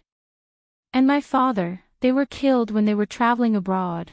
Many things that happened later proved that it was a murder. Someone didn't want them to come back, so they bribed a hitman to keep them here. Should I just let them die in a foreign land? Let them die with everlasting regret? What do you want to do? Fang Yan asked in a low voice. All these years, I've been running and retreating, because I don't have the ability, because I'm not strong enough to fight against them. At that time, I only wanted to live, because only by living would I have a chance, and only by living could I avenge them. I survived, and I'm doing pretty well now. Although Chaoyan Technology is a new technology company, because we have our own technology, our products are unique in the world. We are working with the best companies in the world. I am confident that we can help them surpass Long2 in 2 years or even less. We will make them the number one in Huaqing and Huaxia. I don't want to wait any longer. I can't wait any longer. I want revenge. I want to declare war on the Jiang family. No negotiations, no apologies, no bargaining for compensation. I just want blood for blood. Lu Xiaoga's words were resolute and decisive, powerful and resonating. Her body was still weak, but her soul was incomparably tough. She sat there quietly. Her huge aura spread to the surroundings, making it difficult for people to breathe and make their hearts beat faster. It made people's hair stand on end. She wanted to kill someone. Fang Yan was silent for a long time. He looked at Lu Xiaoga with a straight face and said, I understand what you mean, and I can also understand your feelings. I can't persuade you. I'm in no position to persuade you. If it was my family that encountered such a thing, I might become even more stubborn and crazy than you. A woman who wants to avenge her parents and aunt, am I supposed to hold her hand and tell her to make peace? I don't believe in God, and forgiveness is what God should do. But, what I want to say is, I don't want to see you become a slave to hatred. I don't want you to become a second aunt. She did a lot of things that she shouldn't have done even though she had no choice. I hope you can remain rational, and I even hope you can maintain a kind heart. You are still Lu Xiaoga, the previous Lu Xiaoga. The killing intent in Lu Xiaoga's eyes dissipated. She looked at Fang Yan with a gentle voice and said, I'll listen to you. Fang Yan stood by the roadside and waited for half an hour. After failing to successfully stop a taxi, he began to wonder if he should buy a car in Huaqing. Although the traffic jam during rush hour was like constipation, at least he was constipated in the car instead of standing by the roadside and watching others constipated. Moreover, he also had to absorb a large amount of exhaust gas from the car. It was much better. Why should he breathe in the exhaust gas emitted by others? Fang Yan even missed Baldy's battery-powered car. It felt very dangerous when he sat on it, but Baldy was right about one thing. They didn't have to worry about traffic jams. The final exams were getting closer and closer, and the students' enthusiasm for learning was getting higher and higher. Last time, Fang Yan made a bet with Zhang Yu, the language teacher of Class 1, that Class 9 would beat Class 1 and become the first in the class. This time, they had to face the battle of revenge against Class 1, and the other classes were also scrambling to surpass them. The students of Class 9 were facing great pressure. Last time, they had surpassed Class 1, and they didn't want their first place to be taken away again after such a short period of time. Previously, there were many chores, so Fang Yan repeatedly applied for leave. Several language classes were taught by the school administration office on behalf of other language teachers. In the last month, Fang Yan put all his attention on the students of Class 9. Even the students wanted to win the championship again and get better results. How could he, the homeroom teacher and language teacher, drag his students down? At the end of the last class, when Fang Yan was carrying his books and preparing to end class, a student in the classroom suddenly asked, Mr. Fang, what if we can't surpass Class 1 in this exam?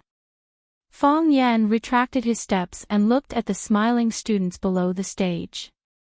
He said, then we'll wait until next time to surpass them. What if we can't surpass them next time? Your life has just begun. You still have a lifetime left, Fang Yan said. You can use it to surpass your opponents, and you can also do what you like. Here, I never judge heroes by their results. The students applauded happily. They felt that teacher Fang Yan was the greatest, kindest, and most understanding teacher in the world. He was also a teacher with great wisdom. Then how do you judge heroes? Someone asked. Success or failure? In the midst of everyone's anticipation and apprehension, the final exam finally ended. Class 9 obtained first place in the language subjects of Rosefinch High School and first place in the whole of Watching. Overall, they ranked second in Rosefinch High School and top 10 in Watching. This was a miracle for a class that could only be considered average in the past. Even Zhang Xiaofeng was wild with joy when he received the city's ranking list. He personally called Fang Yan to congratulate him. He also said that Fang Yan's Fang family teaching method would be promoted to the whole school after the new year. This time, no one could deny Fang Yan's ability and results just because he was young. Because of his participation, the students' enthusiasm for learning was increased. They were the practitioners of language knowledge, and their enthusiasm for learning other subjects was also in the forefront of the whole school. Many teachers said that the students of Class 9 were easier to teach than the students of other classes. Their ability to understand was especially strong, and the way they thought about problems was very unique. When the school held a commendation ceremony, Principal Zhang Xiaofeng requested Fang Yan to speak at the ceremony, but Fang Yan rejected. Therefore, everyone praised Fang Yan for his noble character and unquestionable integrity. He was not arrogant or complacent with his results, and was a humble and low-key good teacher. Fang Yan did not participate in the school's commendation ceremony. Instead, he chose to go shopping with Lu Chaoge. It should be said that Lu Chaoge helped him make the choice. Because Lu Chaoge was on the board of directors of Rosefinch High School, she had the power to appoint people in the school. Even the principal could be persuaded with a word. Most importantly, when his aunt left, Fang Yan promised her that she could talk to him when she was unhappy, and share with him when she was happy. Therefore, during this period of time, Lu Chaoge was happy 5 times, and unhappy 11 times. This time, Fang Yan did not ask Lu Chaoge if she wanted to talk or share. Anyway, he just needed to be by her side. Lu Chaoge drove and parked the car at the biggest and most luxurious Oriental shopping mall in Huaqing. Then, she brought Fang Yan into the Oriental shopping mall. "What are we buying?" Fang Yan asked. "A gift." "What gift?" "Aren't you going home for the spring festival?" "We have to bring some gifts back," Lu Chaoge said. She took out a piece of paper from her pocket. It was filled with beautiful handwriting and said, "I've already picked out the gifts. I'm going to buy some paintings by Zhang Xinjie for your dad. You said that he likes paintings, and Zhang Xinjie's fame is just starting to rise, but his painting skills are amazing and worth collecting. I'm going to buy a few boxes of essential oils for your mom. It can protect her body and skin when she showers. I don't need to care about Grandpa's gifts. You said that you prepared some ambergris for him, and the old drunkard, Uncle Mo. I've already asked someone to get him a few bottles of Maotai liquor from when the Maotai liquor factory was first established. It's very rare now." Fang Yan sighed softly. She remembered everything he said. She didn't forget any of her family members. "Actually, there's no need to go through so much trouble," Fang Yan said. "It's not troublesome. It's just a bit of filial piety. It's something I've always wanted to do, but I never had the chance. When I thought I had the chance to do it, the heavens took it away," Lu Chaoge said with a sad expression. She then thought about her aunt's departure. Fang Yan hurriedly said, "All right, I'll listen to you." "Oh yeah, I still have 2 aunts and a little nephew." When Fang Yan and Lu Chaoge were looking for an essential oil store in the mall, they bumped into Jiang Zhulu, who was walking out of an international luxury clothing store. Fang Yan and Jiang Zhulu's eyes met, then they pointed at each other and laughed. Chapter 318. Do you like the campus bell? No, I don't. Do you like the campus bell? Why would I like a flat-chested woman? Downstairs from the campus bell's dorm, 2 brothers holding roses miraculously met, then pointed at each other and laughed. Everything was said without words. Fang Yan and Jiang Zhulu's laughter contained this meaning. Jiang Zhulu looked at Fang Yan with a smile and said, I suspected that you two were having an affair, but you didn't want to admit it. Now I've caught you red-handed, haven't I? Previously, you said that the woman you liked the most was Lu Zhaoge. You also said that she was your heart, your liver, the air you breathed, and the ground under your feet. In the blink of an eye, you are holding hands with another woman and going shopping. Fang Yan glanced at the woman who was holding onto Jiang Zhulio's arm. He was a little puzzled. This woman looked a little familiar. Jiang Zhulio's smile didn't change, and he said in a gentle and sincere voice, I did say that. Not only me, but my parents also firmly believed that Lu Zhaoge and I would become an enviable couple, and that we would be together in the end. It's just that Zhaoge misunderstood my family too much, and I wasn't charming enough to win her heart. So, I could only regretfully give up on this relationship. Zhaoge is a good woman, and you're a lucky guy. I don't want to, but I still have to congratulate you. Looking at Lu Zhaoge, who was standing behind Fang Yan, Jiang Zhulu took the initiative to greet her. Zhaoge, how have you been? Not very good, Lu Zhaoge said coldly. She knew the Jiang father and son. They pretended to be gentlemen, but deep down, they were man-eating wolves. She didn't even have the slightest interest in brushing off such a beast in human clothing. You've lost some weight. You need to drink more soup, Jiang Zhulu said with concern. He looked at Fang Yan and said, I've always treated Zhaoge as my family. You can't let her suffer. Otherwise, I won't let you go. Of course not. Fang Yan nodded seriously. You, who treated her like family, made her suffer a lot. She scolded you and your father in her nightmares at night. The smile on Jiang Zhulio's face gradually faded. This guy really didn't know how to chat. Who would directly slap someone in the face like that? But you don't have to worry about it. Fang Yan comforted her. Scolding won't hurt you, and it won't shorten your lifespan. Even if she scolds you, you and your dad will still be healthy and active. You can still go shopping with a beautiful and sexy girl in your arms. You won't be affected at all. Don't you think so? I've long heard that Mr. Fang has a sharp tongue. Now that I've seen him today, he lives up to his reputation. Jiang Zhulio's female companion mocked him. However, men with sharp mouths don't have any great achievements.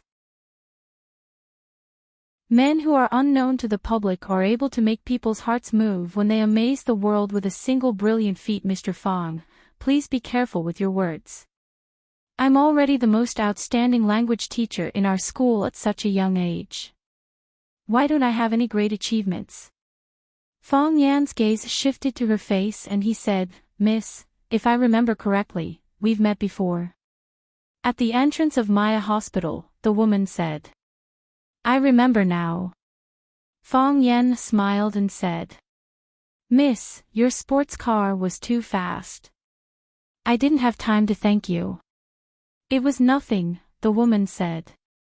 She was the beautiful woman who had swiped her black card at Maya Hospital and pleaded for Fang Yan to let Fang Yan in.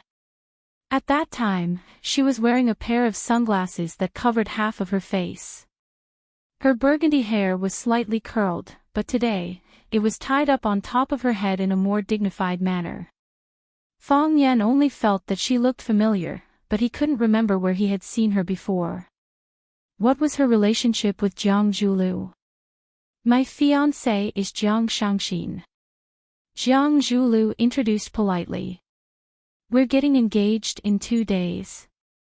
Both of you can come to our engagement party if you have time. We'll send you an invitation then. Jiang Shangxin. Fang Yan's eyes narrowed. He smiled and said, just from the name, I thought that it had something to do with an idiot named Jiang Junling that I know. However, Miss Jiang Shangxin is so smart and kind. You wouldn't know such a jerk, right? As Shangxin knitted her eyebrows, there was already a hint of anger on her face. She said, "The idiot called General Ling that you are talking about is my cousin. You guys know each other." Fong Yan was shocked. "I'm really sorry. If I had known earlier, I wouldn't have told you the truth. Actually, he's not as bad as I said. Although he's a little stupid, his looks are average. It seems like we can't see eye to eye." Jiang Zhulu wrapped his arms around Jiang Shangxin's waist and said, "See you again if fate allows it." Jiang Shangxin looked at Fong Yan thoughtfully and the two of them turned to leave. Looking at their backs, Fong Yan sighed softly and said, "Didn't you say that you wanted to declare war on the Jiang family and take revenge on them? Why didn't you say so just now?" "I'm going to tell them after I defeat them," Lu Chaoga said. "The Jiang family is starting to retaliate. We've roped in the Gu family and allied with the Lu family. The Jiang family feels that the situation isn't good. They have less and less space to move around in Huaqing, so they chose to form a marriage alliance with the Jiang family. Since ancient times, forming a marriage alliance has never been a good move. However, it's the Jiang family's only lifeline now." Lu Chaoge analyzed and said. Fong Yan sneered and said, "It's natural for the Jiang family to seek help when they sense danger. Qiang Long Tan would be too disappointing if they remain indifferent under such a situation. However, why did the Jiang family want to form a marriage alliance with them? The Jiang family won't sense any danger, so who can threaten them? They're not resigned to it." Lu Chaoga said, "Perhaps they still want to plant a chess piece in Huaqing. It seems like we should meet with our close partner again. Perhaps we can get some answers from him," Fong Yan said. Lu Chaoga looked at Fong Yan and said, "I'll go buy some things. You go talk to him." Fong Yan knew that Lu Chaoga didn't like to see him. If he had a choice, Fong Yan wouldn't want to see him either. He was ugly and had a vicious heart. This kind of person was filled with negative energy. After meeting him, people's moods would be in a gloomy state for a long time. Because they had coincidentally met Jiang Zhulu, the two of them had to split their things as soon as they entered the mall. Lu Chaoga continued to buy things with the small piece of paper, while Fong Yan took out his phone and made a call. "I know a tea house that serves pretty good tea," Fong Yan said to the other end of the phone. Cool Breeze Tea House. After Duan Yujun personally brewed tea for the guests, he greeted Fong Yan and quietly left the room. Fong Yan looked at Lu Shu, who was sitting opposite him, and said, "There are no outsiders now. Take off that mask on your face. Aren't you afraid of getting heat rash?" "I thought you wouldn't like my face," Lu Shu said with a smile. As he spoke, he reached out to take off the wolf mask and put it on the table. Thus, his face, which was crisscrossed with countless wounds, was exposed in front of Fong Yan. Fong Yan held the teacup and drank tea, admiring the net-like pattern on his face, and said, "Do you think I'll feel guilty? I won't. Based on what you've done, even if you're hacked into pieces, I'll still give you a discount. This is what you deserve. I'm just getting rid of evil for the people. To tell you the truth, I'm not afraid of looking at it. I like looking at it, because it gives me a sense of accomplishment. Recently, my saber skills have improved again. Do you want me to try it on other parts of your body?" "Not at the moment." "Then I'll let Jiang Zhulu have it." Fong Yan had a look of, "I feel sorry for you. I saw him just now. He was shopping with a little beauty. She looked even better than the last time we met. People who don't know you will definitely think that you're a good person," Lu Shu said with a strange smile. "But, after getting to know you, they'll know that you're much more vicious than us. We still care about decency, but you don't care about anything."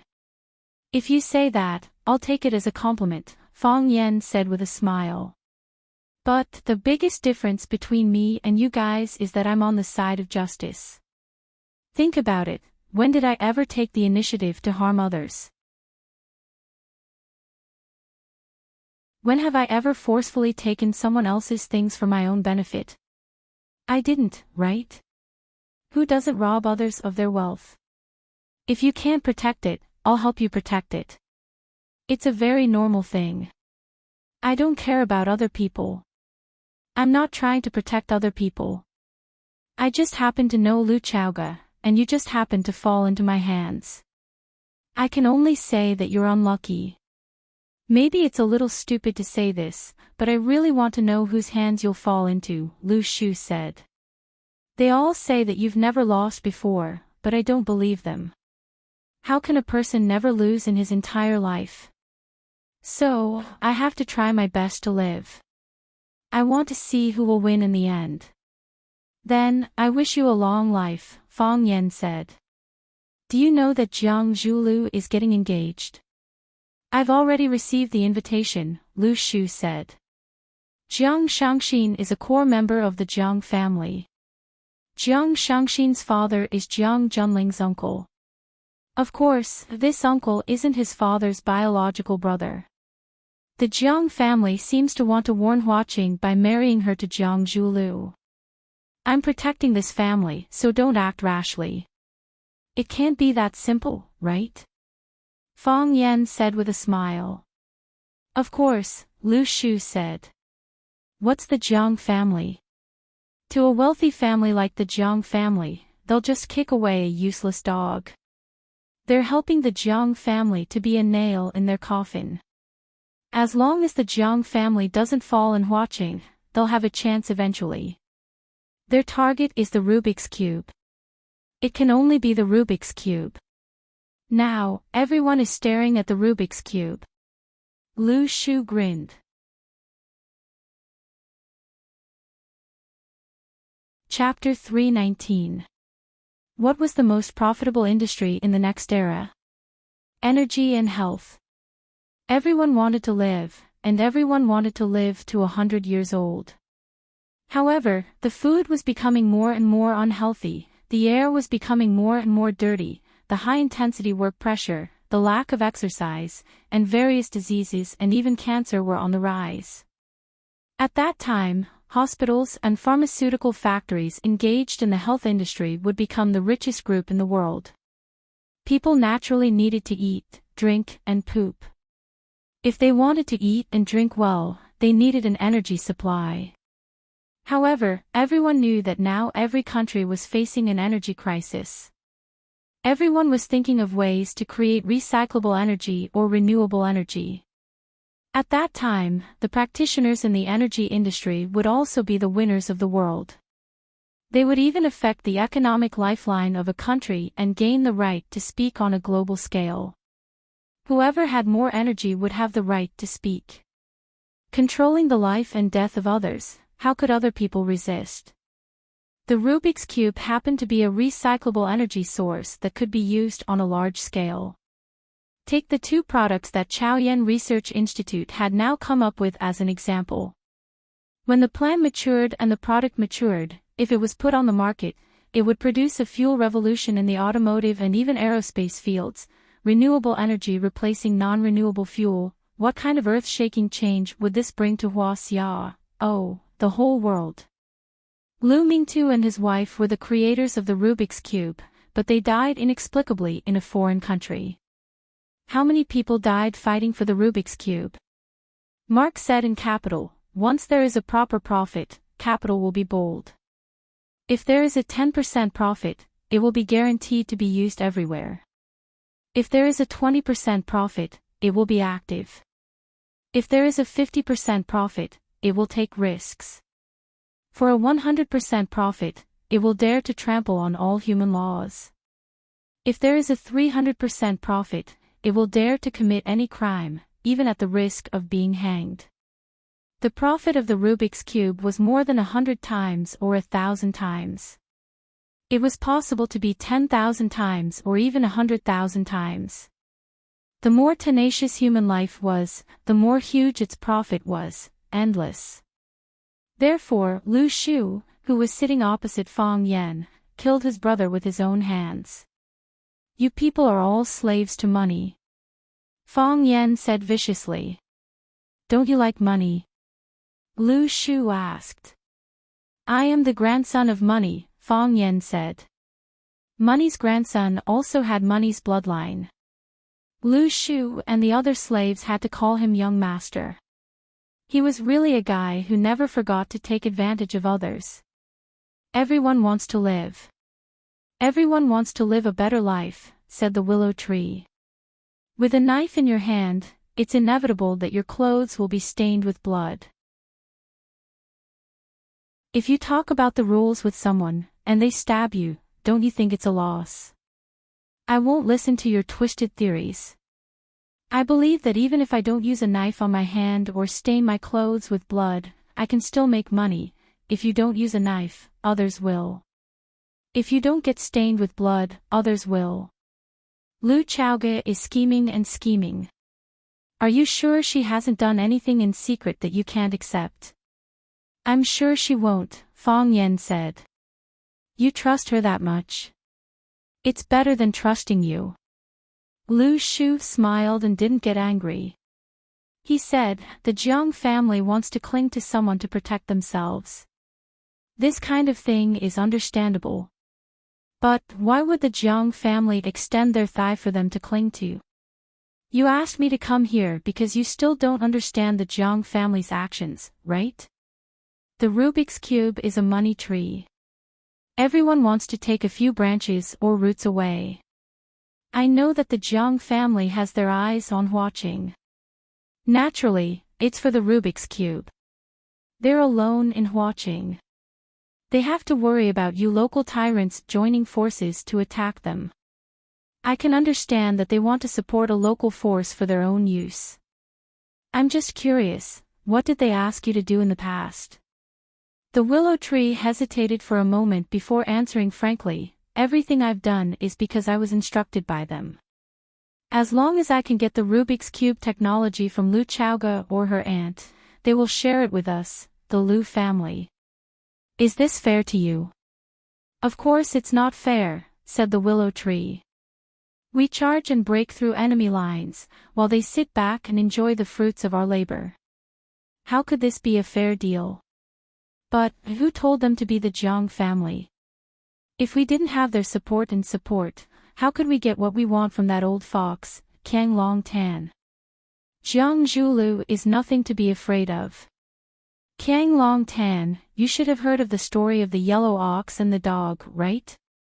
It's really vivid. Later, we found out that the Rubik's Cube wasn't even in Longtu Group. It wasn't even in the hands of the Jiang family's father and son. That's why they say that women are born actors. That woman suffered so much, and even when she was on the brink of death, she clenched her teeth and kept this secret. You participated in the incident at 10 Feet Abyss? Fang Yan asked with a chuckle. I know that you had a conflict with the Jiang family at 10 Feet Abyss. His right-hand man, the king of Xingyi, Bao Shi, lost to you. His other trump card, the hanged ghost fisherman, also said that your Tai Chi skill had reached the level of mastery. It would be difficult to win, and even if you did, it would be a Pyrrhic victory. He's an honest man. Fang Yan said with a smile.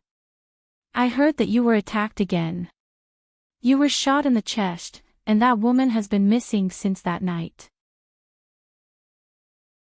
Later on, I heard that the woman is the young lady of the Qin family, Qinitian. She said that Jiang Junling's adopted daughter must be Qinitian's son, Qinitian. Crack. The teacup in Fang Yan's hand cracked, and then turned into a pile of ashes in his palm. What was even more amazing was that not a single drop of tea fell from the teacup. All the tea melted in his palm and turned into a puff of white smoke.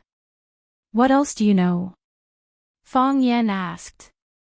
You care about her a lot. The willow tree looked at Fang Yan thoughtfully. She's very important to you, right? We've known each other for a long time, but this is the first time I've seen you so angry. She took a bullet for me. Fang Yan said. Ha! The willow tree made a sound of envy. Of course, it could also be a taunt. But from Fong Yan's point of view, what right did he have to taunt him? Letting a woman with such a background take a bullet for you. Am I listening to a modern version of the story of the princess and the hunter? What does Jiang Junling have to do with the armory? Their names are probably 3 words, and they both have the word military in their names. That's all I know. I'm 80% sure that they're connected. Those assassins were sent by Jiang Junling. Then he's really powerful. God knows if it's a good thing for me to cooperate with you. You have no way out. Fong Yan sneered. You relied on the distribution rights of the Rubik's Cube to gain the family's acceptance and attention. If we take back the rights, you'll have nothing. You'll be worse than the most pitiful beggar. Are you really a teacher? The willow tree shook its head. You're a devil teacher, right? Of course. Moreover, he is the most outstanding one, Fong Yan said. Just how powerful is the Jiang family? This question. The willow tree fell into deep thought. I've also asked my father. What did he say? He said he also asked my grandpa. Fong Yan stood up and said, remember to pay for the tea when you leave. I heard you're going back to Yanjing. The willow tree shouted. Fong Yan turned to look at the willow tree and asked, do you have a different opinion? It's just a friendly reminder. Just like you said, I have no way out. God knows what kind of crazy things that Lu woman will do if you die. So, I can only pray that you're alive and well. You can't go back to Yanjing. Because of the Jiang family. Because of the Jiang family. The willow tree said with a serious expression. I don't know how powerful the Jiang family is. Maybe even my grandpa doesn't know. But they're the most powerful family in Huaxia. There's no doubt about that. What we see and what the outside world sees is only the tip of the iceberg. Hidden in the city, have you ever heard of such a family before? Of course, they didn't know of your existence before. Now, especially after experiencing so many things and watching, do you think you can still live if you go back to Yanjing where they firmly control the territory? Do you think I won't go back because they're too powerful? Fong Yan said with a smile. Take a step back and you'll see the world. After a few years of accumulation, maybe you'll have the strength to challenge them. Or, Miss Qin is willing to take a bullet for you and marry you. If you can enter the Qin family's gate, the Jiang family won't dare to act rashly. From the willow tree's point of view, he indeed hoped that Fong Yan and Miss Qin would end up together. Because of the conflict between him and Lu Qingming tried to kill him in the end. His weakness was in Fong Yan's hands, so he could only rely on Fong Yan without reservation. If Fong Yan's life was good, his life would also be good. Plus, who wouldn't want to get close to a powerful family like the Qin family? I won't back down, not even a step back. Fong Yan's eyes were firm, and his voice was passionate. My home is in Yanjing, my parents are in Yanjing, my family and friends are all in Yanjing. I want to go home for the holidays, I want to be filial to my parents, I want to drink with my family and friends. My student is there too. She was injured because of me. I want to go back and see how she is. The Jiang family can't stop me. A strange light bloomed on the willow tree's face, and he said, I checked the weather forecast before I came, it's snowing in Yanjing right now. Big people have big scenes, this saying is true. Snowing in Yanjing is for us to go home. Fong Yan laughed. When the time comes, I'll wear a green robe, carry a pot of good wine, listen to the wind and watch the snow, and chop off a few heads to cook. Wouldn't life be great? Chapter 320. Hearing this, Lu Shu's blood was boiling, he had the urge to kowtow. He had always disliked Fong Yan, because he felt that Fong Yan liked to escape, was too cunning, had too much intelligence, but not enough rigidity. However, to be able to say such words, it was enough to show that he was also a heroic warrior with iron bones that could shake the 9 continents, his arrogance soaring to the heavens. When it came to acting cool, Lu Shu was really far inferior. A man in black pushed open the door, stood behind Lu Shu, and said, "Young master, we can't trust him." "Why?" Lu Shu picked up the teapot, poured himself a cup of hot tea, leisurely savored it, and asked aloud. "He's not a good person." Lu Shu smiled, and said, "Do you think I'm a good person? I just feel that we shouldn't place such a heavy bet on him. If we lose, we'll lose everything. When the Lu family is threatened, and there's no profit to be made, they'll throw young master out without hesitation. They've already done that once." Lu Shu turned his body to look at the man in black behind him, and said, "Chen Pu, sit down. Let's talk. Other people get scared when they see my face, and very few people are willing to come and talk to me now. Sometimes, finding someone to talk to is an extravagant hope. That's because they're short-sighted. Young master will one day soar to the heavens," Chen Pu firmly said. Lu Shu shook his head, and said, "I'm not a hidden dragon, I can't soar to the heavens, I just want to try my best to live. Sometimes, living is also a very great thing. If I wait until my good little brother Lu Qingming makes his move, I'm afraid I won't even have a chance to live. This is also the reason why I want to cooperate with Fang Yan. If I don't cooperate with him, if I can't get a part of the profits from the Rubik's Cube, the Lu family, who can tolerate a useless person?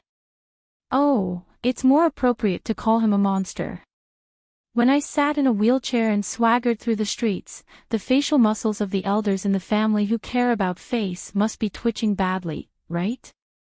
We can choose to cooperate with him, but we don't need to place all of our bets on him. How can he go against the Jiang family?" "Of course he can't go against the Jiang family," Lu Shu said. "Jiang Junling is Jiang Junling, and the Jiang family is the Jiang family." Jiang Junling was now using his own power, the power given to him by the Jiang family. However, when the day comes when the generals also treat Fang Yan as an opponent, he will only be crushed into mud. No matter how fierce a tiger is, how can it collide with a tank? "What about us? We have no other choice," said the willow tree. "After I was heavily injured, Jiang Junling took a look at me and chose my younger brother, Lu Qingming. Lu Qingming is dead, maybe he will change his mind again."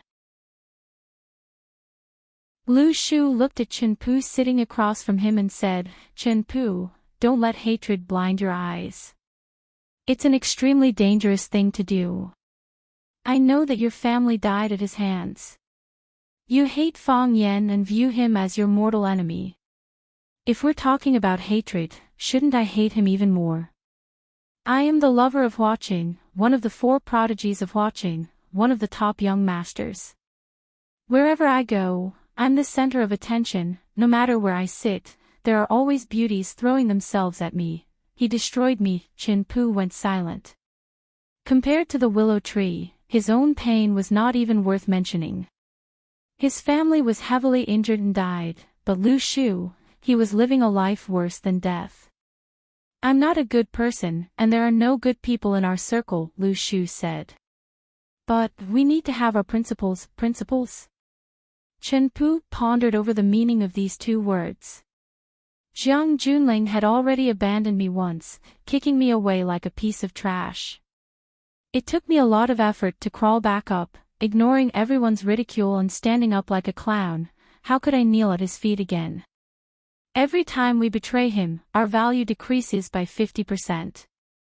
Betraying him twice in a row, our character becomes negative. When no one dares to take us in, and no one dares to stand up for us again, then we will truly be dead. From our bodies to our souls, we will be completely dead." Then Jiang Junling, he doesn't understand this. He understands. He is the son of Jiang Junling, the son of Jiang Junling. How could he not understand? Lu Shu coldly laughed, his bones were filled with a heart-wrenching hatred. He simply doesn't care about us. In his eyes, we are too insignificant. Kicking him is kicking him, changing him is changing him. Aside from me, there are still countless people kneeling in front of him, who can hurt him. Young master, what do you mean? I'll bet again. Lu Shu gritted his teeth. Bet that Fang Yan will win. Bet on life and death, Lu Shu answered. If Fang Yan wins, I'll live. If Fang Yan loses, I'll die, young master. Lu Shu waved his hand dismissively, saying, if I lose twice in a row, then the heavens won't accept me. What's the point of living then? He put down the teacup in his hand and said, push the wheelchair in, right now I really can't leave it. Chen Pu silently stood up, pushed the wheelchair in from the door, then helped Lu Shu sit on it. Go back, Lu Shu said. Remember to pay for the tea. I'm sure that guy who's talking about cutting off a few heads to go with the wine won't pay for it. Fang Yan frowned and said, I've already thought about it.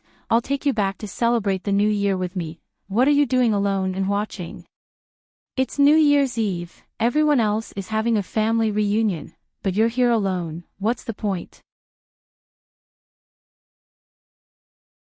Fang Yan was preparing to return to Beijing tomorrow, so before he left, he had a meal with Lu Chaoga and discussed with her about returning to Beijing for the new year.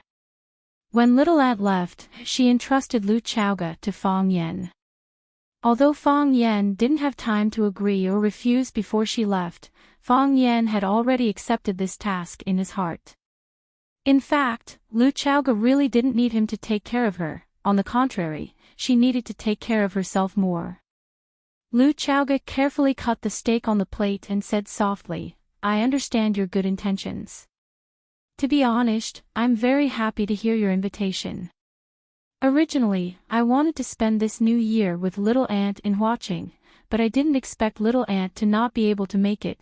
Thank you for your invitation. This let me know that I'm not alone in this world. At least there's still someone who cares about me, and someone who's afraid that I'll be alone. But, I have to stay. Lu Chaoga's voice was firm.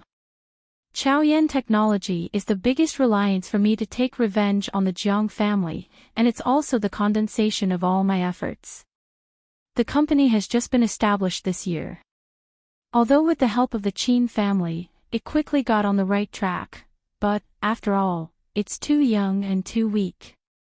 At this time, it can't withstand any big storms. The last assassin incident caused panic in the research institute, and it took me a lot of effort to calm them down. Others can do it too. Don't you have an assistant? I think that assistant is quite capable, Fang Yan comforted her. Others can't do it, Lu Chaoga said. They can maintain the normal operation of the company, but if there's a problem with the company, they don't know how to deal with it. Now is the critical period for the company to produce results. The internal situation is unstable, and there are strong enemies outside. I have to keep one eye open even when I sleep. In the past few months, I've never dared to turn off my phone. How can I leave it this time? But I'm worried that you'll be in danger if you're here alone, Fang Yan said. I'm worried that they'll do something to you when I'm not here. After you leave, I'll live in the research institute, Lu Chaoga said. After the last incident, the Qin family once again sent people to strengthen the research institute. As long as I don't go out, no one can hurt me. On the contrary, if I follow you to Yanjing, it'll be more dangerous. Compared to Yanjing, Huaqing is safer. At least, the Lan family and the Lu family don't want anything to happen to me at this time. Fang Yan nodded heavily and said, I'll tell them again. Thank you, Lu Chaoga said. After eating and drinking, Lu Chaoga got up to clean up the dishes. After drinking a cup of hot tea, Fang Yan got up to leave. I'll go back tomorrow, Fang Yan said. Then you'll have to wait. See you next year. See you next year. Lu Chaoga, who was wearing a white sweater, sent Fang Yan to the courtyard. The cold air hit her, and she couldn't help but wrap her arms around her chest to get some warmth. Her chest was already very big and full, but when she wrapped her arms around it, they didn't shrink even though they were being squeezed. Instead, they became even more perky, giving people a feeling that they were about to come out. Fang Yen stared at them with his eyes wide open, then looked away with a red face and said, "Then I'll leave." "You should go inside, it's cold outside, Fang Yen," Lu Chaoge called out. Fang Yen turned around and saw Lu Chaoge walking step by step to Fang Yen. She reached out and wrapped her arms around his waist, then leaned her head on his shoulder. With a warm and soft body in his arms, Fang Yen felt that his heart was about to stop. He wasn't this nervous even when he was facing the Thousand Leaves army. He didn't know what to do and raised his arms, but he was worried that she would get up immediately, so he quickly hugged her. He felt that his chest was being pressed by something, a very warm and full feeling. "I've said it before, I'll help you make Chao Yen the #1 in Hua City, the #1 in Hua Xia, the #1 in the world," Lu Chaoge said. "Because I really don't know how to thank you. I won't leave Chao Yen, I'll wait for you in Hua City." Fang Yen was about to cry. "You liar, you're so smart, how could you not know how to thank me? You must know. Can someone help to remind her of it?"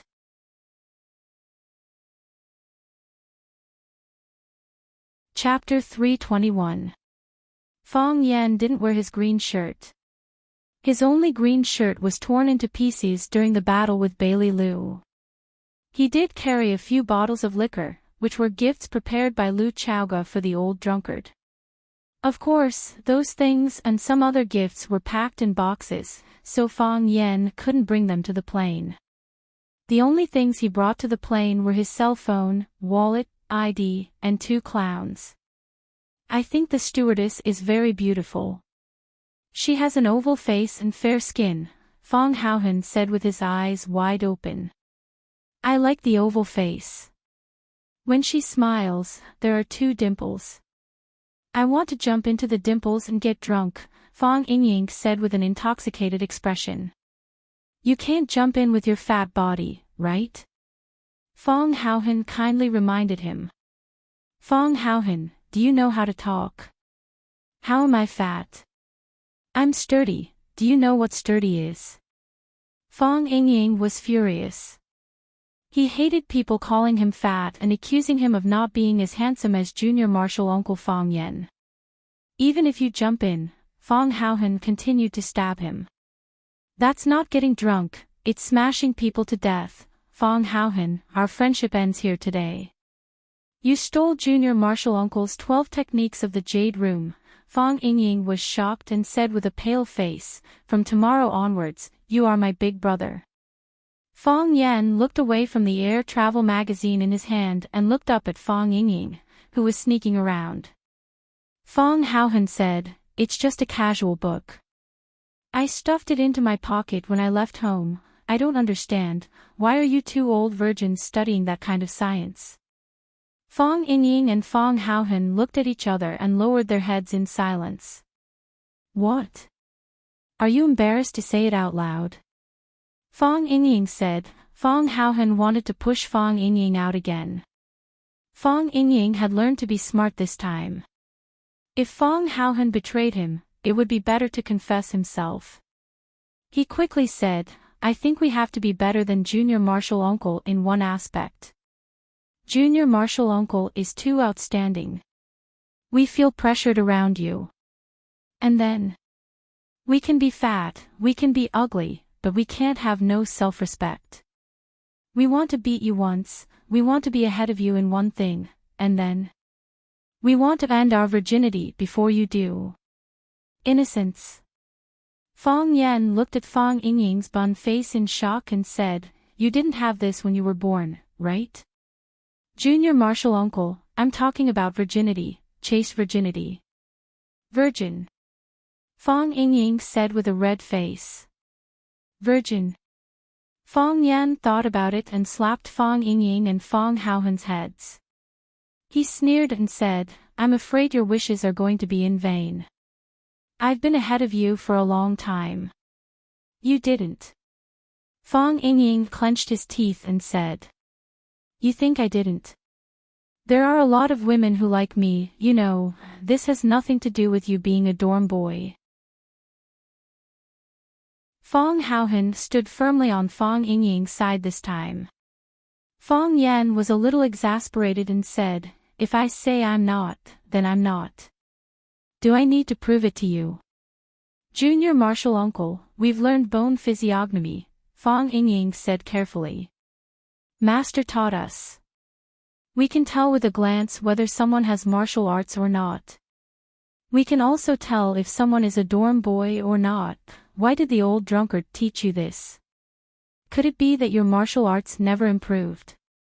So you've always been studying these crooked methods. Go back and do the plum blossom steps 100 times. Junior martial uncle, you win, Fong Yingying said with a sad face. We admit defeat. Yes, we admit defeat, Fong Haohan agreed. Then don't make us do the plum blossom steps. What do you mean by this? You have to admit defeat because you succumb to violence. We don't mean that. Not at all. I don't care, Fong Yan said, annoyed. Fong Yingying smiled and said, I thought you wouldn't come back last night. What do you mean? Fong Yan asked. We heard you talking to Miss Lu on the phone and asked her out for dinner tonight, so Fong Haohan and I made a bet that you would stay at Miss Lu's house. Fong Yan trembled with anger. He growled in a low voice, you two idiots. What kind of person do you think I am? Seeing that Fong Yan was really angry, Fong Yingying and Fong Haohan apologized again and again, saying that junior martial uncle had misunderstood them. They didn't mean it that way at all. They believed in junior martial uncle's character. Even if all the men in the world did that kind of thing, junior martial uncle would refuse without hesitation. They didn't even send me an invitation, how could I stay? Thinking of what happened last night, Fong Yan felt a little sad. How could there be such a person? Hugging and hugging, when they just entered the plot, you sent them to the door and said Happy New Year, see you next year. As a determined teacher, what Fong Yan hated the most was people who gave up halfway. What great achievements would they have in the future? Thinking of how he was going to be looked down upon by these two idiots, Fong Yingying and Fong Haohan, Fong Yan wanted to beat them up.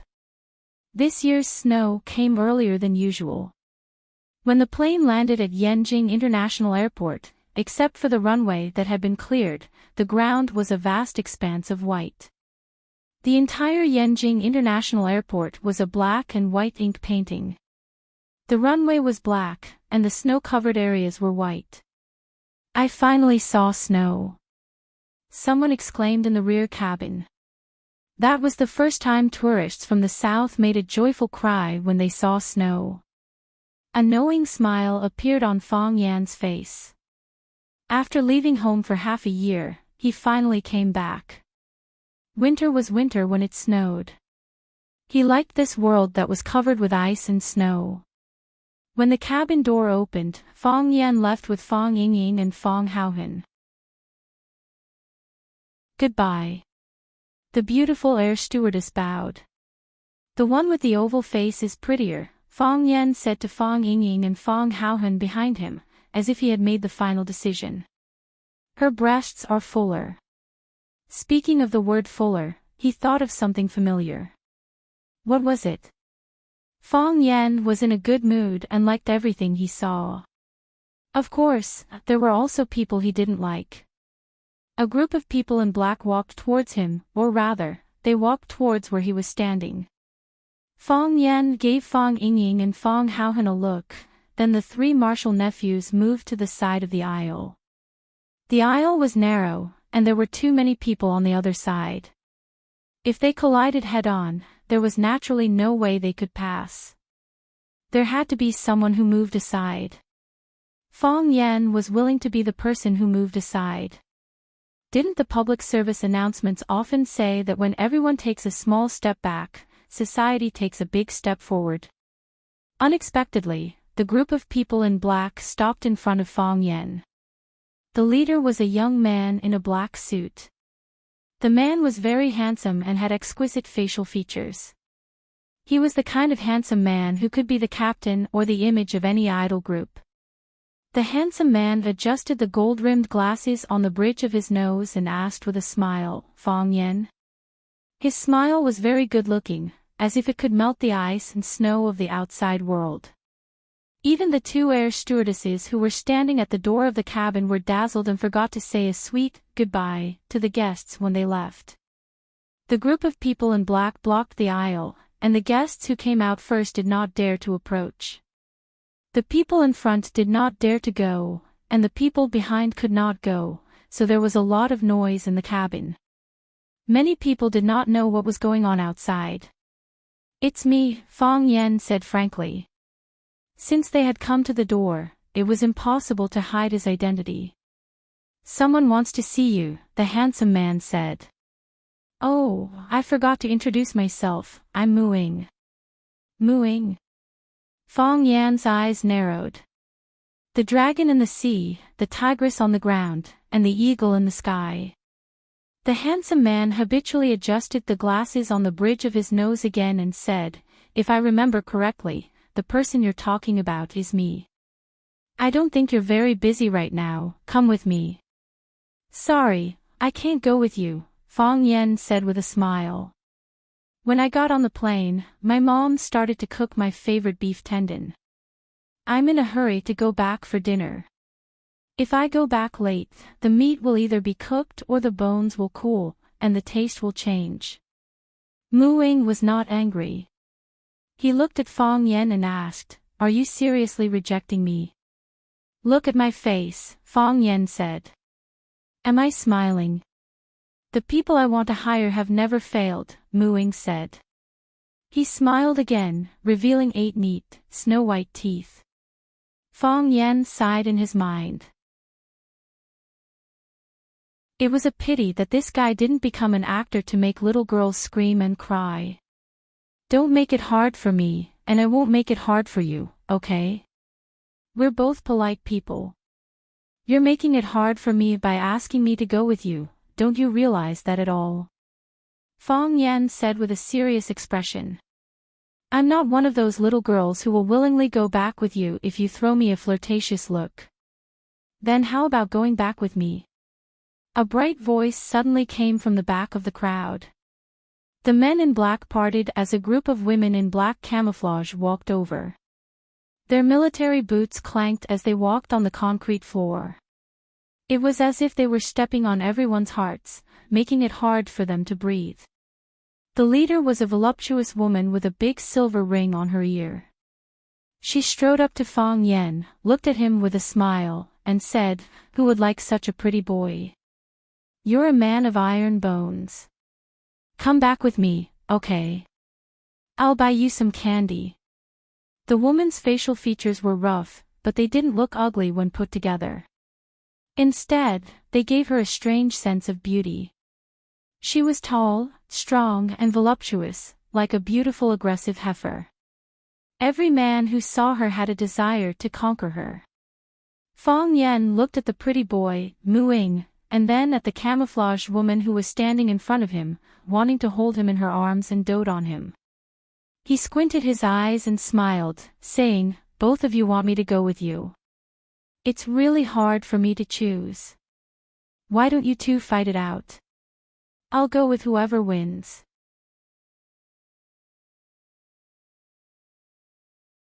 Chapter 322. If 2 children were fighting over the same apple, and the father said that if the 2 of them went out to fight, the winner would get the apple, then the 2 children might actually go out and fight. However, Fang Yan was facing 2 adults with high IQs. He asked them to go out and fight, and he would go with whoever won. Wasn't he crazy? Did he think they were idiots? What happened next shocked everyone. Hearing Fang Yan's words, Eagle Move smiled and nodded. "That's a good idea, fair and just. No one will lose out, and no one will gain an advantage." The camouflaged woman also grinned. Her plump lips curled up slightly as she said, I've long wanted to give you a good beating, pretty boy. A perfectly fine man growing up to look like a sissy like you. It's disgusting to look at. Then let's begin. Eagle Moose said. At the same time, I also don't like women who look like you. Fight here? You might be shameless, but I'm not. If we fight in full swing on such a cold day, other people won't be able to bear the cold, the camouflaged woman said with disdain. If you want to fight, then fight somewhere else. Don't stop other people from going home and reuniting. Leave this to us, Eagle Moose said. I have a very good place to recommend. Then what are you waiting for? Lead the way, the camouflaged woman said. Eagle Moose glanced at Fang Yen and said, I have to admit, you're a lucky guy, even luckier than me. Saying so, he led the group of black-clothed people out of the passage. I'm a lucky guy, there's no need to deny that. But, what does luckier than you mean? Do you think you're that lucky? Fang Yen secretly thought, but didn't say it out loud. It wasn't that Fang Yen was afraid of losing to Eagle Moo, but because Eagle Moo had already found his target, so why would he stick his face in front of him and say something stupid like you want to fight me? The camouflaged woman pinched Fang Yan's face and said, I'm called Tigress, but I'm not a tigress, little brother, don't forget big sister. Saying so, she also led her female army away. Fang Yingying looked confused and said, are they really going to fight? Isn't that too childish? Fang Yan glanced at Fang Yingying and said, they are not childish. If either side comes alone, we have to go with them today. But the fact that the two teams appeared at the same time and formed such a stalemate, this was not a coincidence. Someone sets a trap, someone breaks it. Is someone helping us? Fang Haohan asked. Fang Yan nodded and said, if someone wants to know our flight number, it's just a phone call away. Don't make it public. We'd better hurry back. Who knows if there will be a third group of people inviting us to their homes. Being too popular is sometimes a burden. The three martial nephews were planning to wait until Muing and the tigress were far away so they could escape. However, Muing and the tigress both stopped at the end of the corridor and turned to look at Fang Yen. The tigress hooked her finger at Fang Yen and said, what's wrong? Little brother, are you in such a hurry to say goodbye to your sister? That won't do. You are our bet. Muing looked at Fang Yen and said, then come with us. It's good to watch the fun. Fang Yen had no choice but to follow the two groups of people toward the place they were leading. It wasn't until the group of people who blocked the passage had gone far away that the passengers who were intercepted got off the plane one after another. Just now, those groups of people were at daggers drawn, and they didn't even dare to breathe. Some people regretted that they didn't take out their mobile phones to take pictures. Otherwise, they could have posted them to attract attention. That man with glasses is so handsome, the women praised one after another. Fang Yan didn't know how Muing and the others found this warehouse. There were so many warehouses in the airport, and he didn't know how they knew that this warehouse was empty. The warehouse, which was the size of a football field, only had some junk piled up in the corner. No one looked after it, and no one passed by. It was indeed an excellent place to practice. Muing adjusted the glasses on the bridge of his nose, walked out from the crowd, and stood in the middle of the warehouse. The tigress grinned at Fang Yen and said, little brother, watch carefully. I'm going to break the bridge of this pretty boy's nose. In my eyes, you're better looking. Fang Yen smiled and nodded, but didn't say anything. He didn't want to offend anyone before he figured out the situation. He felt that he was the most innocent person in this incident.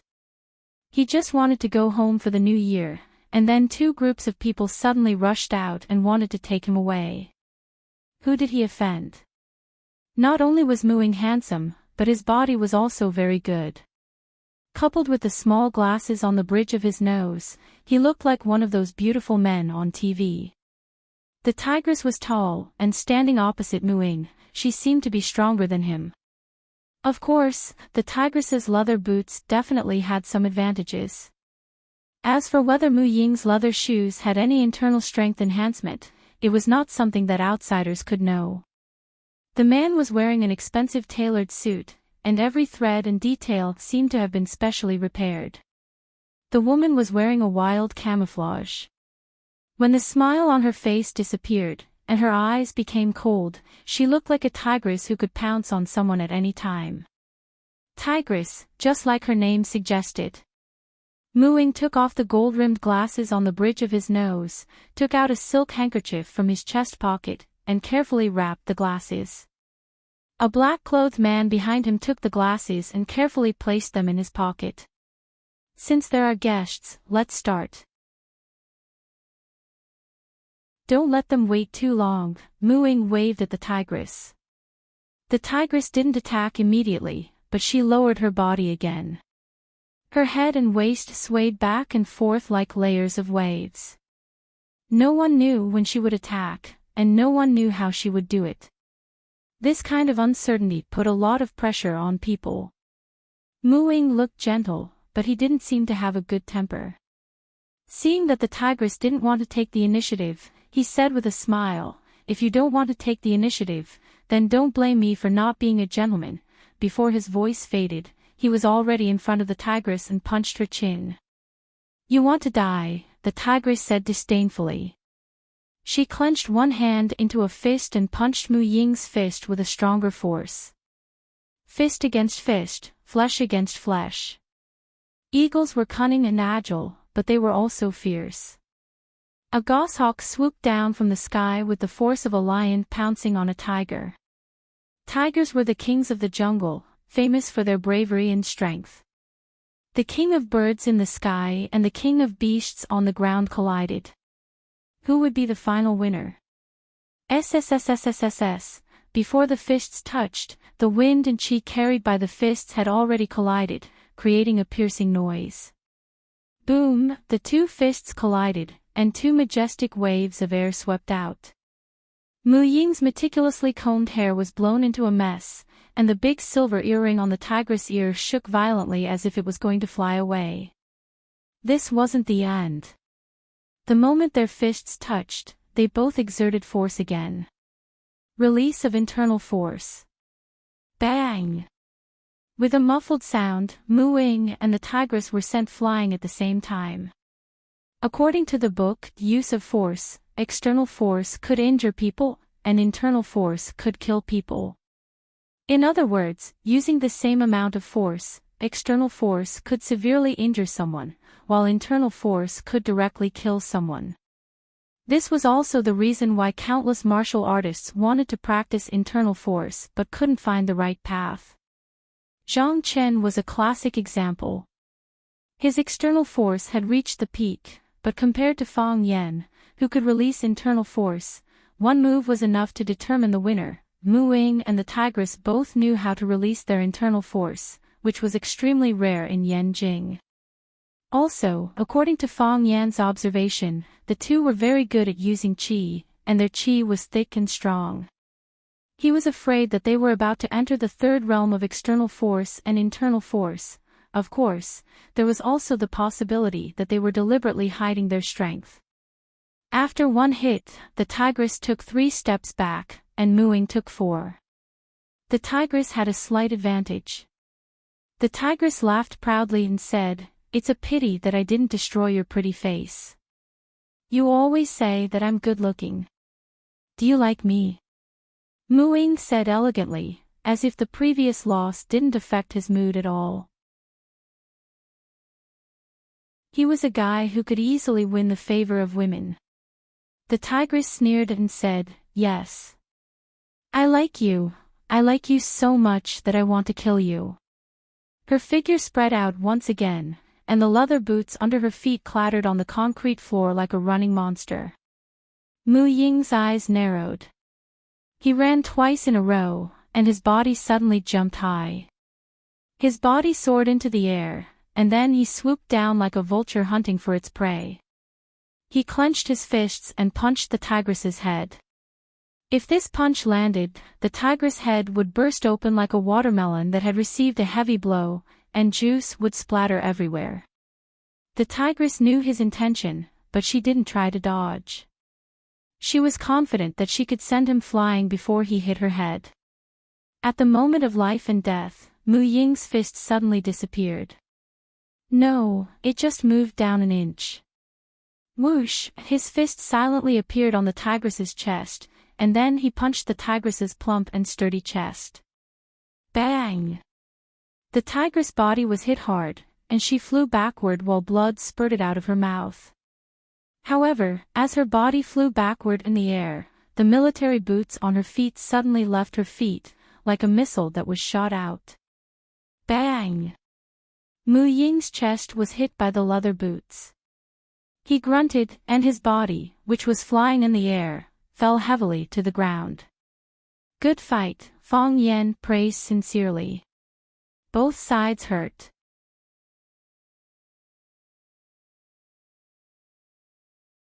Chapter 323. There was a clear shoe print on Eagle Moo's chest, while there was a trace of blood on the corner of Tigress's mouth. Their bodies were separated by 4 to 5 feet. The man in black brought by Eagle Moo and the woman in camouflage brought by Tigress stood in front of them to separate them. Fang Yan looked at Eagle Moo and Tigress in the middle of the battlefield and asked Fang Yingying and Fang Haohan, "If the two of you were to fight against either Eagle Moo or Tigress, what are your chances of winning?" "I can last 5 minutes," Fang Yingying answered. "I'll turn around and run," Fang Haohan answered. Fang Yingying felt that Fang Haohan's answer was a bit more intelligent than his, so he angrily said, "Junior Marshal Uncle said it's a match, but you turned around and ran? What kind of match is that? Isn't running away a disgrace to the Fang family? We'd rather die than be cowards on the battlefield." Fang Yan glanced at Fang Yingying and said, "It's better for you to turn around and run.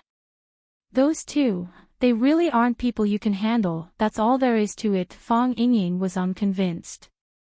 "They aren't as fast as I am. Let's not talk about the strength they displayed and the power they unleashed. I suspect they're hiding their true strength.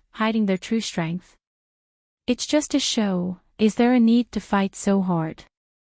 Fang Yan smiled. "Show?"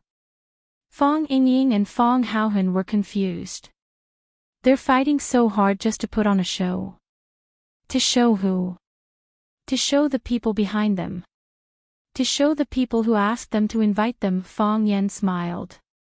"That's not easy." Tigress glared at Eagle Moo and cursed, "I knew a sissy like you wouldn't have the guts to fight me fair and square. You only know how to use tricks." Eagle Moo wiped the shoe print on his chest with a handkerchief in disgust and said, "Even the shoes are hidden weapons. Who's the real scumbag here? That's your punishment. Fight me again if you dare. I can even fight another 10 rounds. Fang Yan didn't say a word and waited with a face full of admiration. However, the two of them said that they would fight another 10 rounds, but they were reluctant to start. The tigress turned to look at Fang Yan and said, "Little brother, are you anxious?" No. Fang Yan waved his hand. "You guys fight your own battles, don't worry about me. The two of you are highly skilled, and your strength is strong. I admire you from the bottom of my heart." I was so engrossed in watching that I didn't notice the passage of time. Eagle Moo laughed and said, "That's true. We will fight our own, and when the sandpiper and the clam fight, the fisherman will reap the spoon. We will both be wounded, and then none of us will be able to take you back. Am I right?" Fang Yan didn't hide it anymore. He smiled and said, "With your current state, you can't stop me if I want to leave, right?" The tigress was overjoyed and pointed at Fang Yan, bold. "This is the kind of man this tigress likes." Eagle Moo also smiled and said, "You really know how to take advantage of others. We really can't stop you now, you can go." Fang Yan waved his hand and told Eagle Moo and the tigress, "To be honest, I think you two are a good match. Thank you for welcoming me, we'll meet again in the future." The tigress was angry, but Eagle Moo was even angrier. The tigress looked at the three of them walking away and smiled. I heard that Eagle Moo never fails when he invites people. Is today an exception? It is an exception. Eagle Moo pushed up his gold-rimmed glasses and answered honestly. Not being able to invite the guests back, that master of yours is probably going to be furious, right? The tigress mocked. I didn't manage to invite the guests back, and neither did you, Eagle Moo laughed. The young lady must be very happy to hear such news. Why would she blame me for not doing a good job? Humph. You purposely came to ruin my plans. Same to you. Do you still want to fight? I want to do some exercise today. I need a target to vent my anger on. I'm sorry, I suddenly don't want to move today. Why? The tigress asked. You're too ugly, I can't hit you, Eagle Moo said. The three of them left the airport, but no one came to pick them up.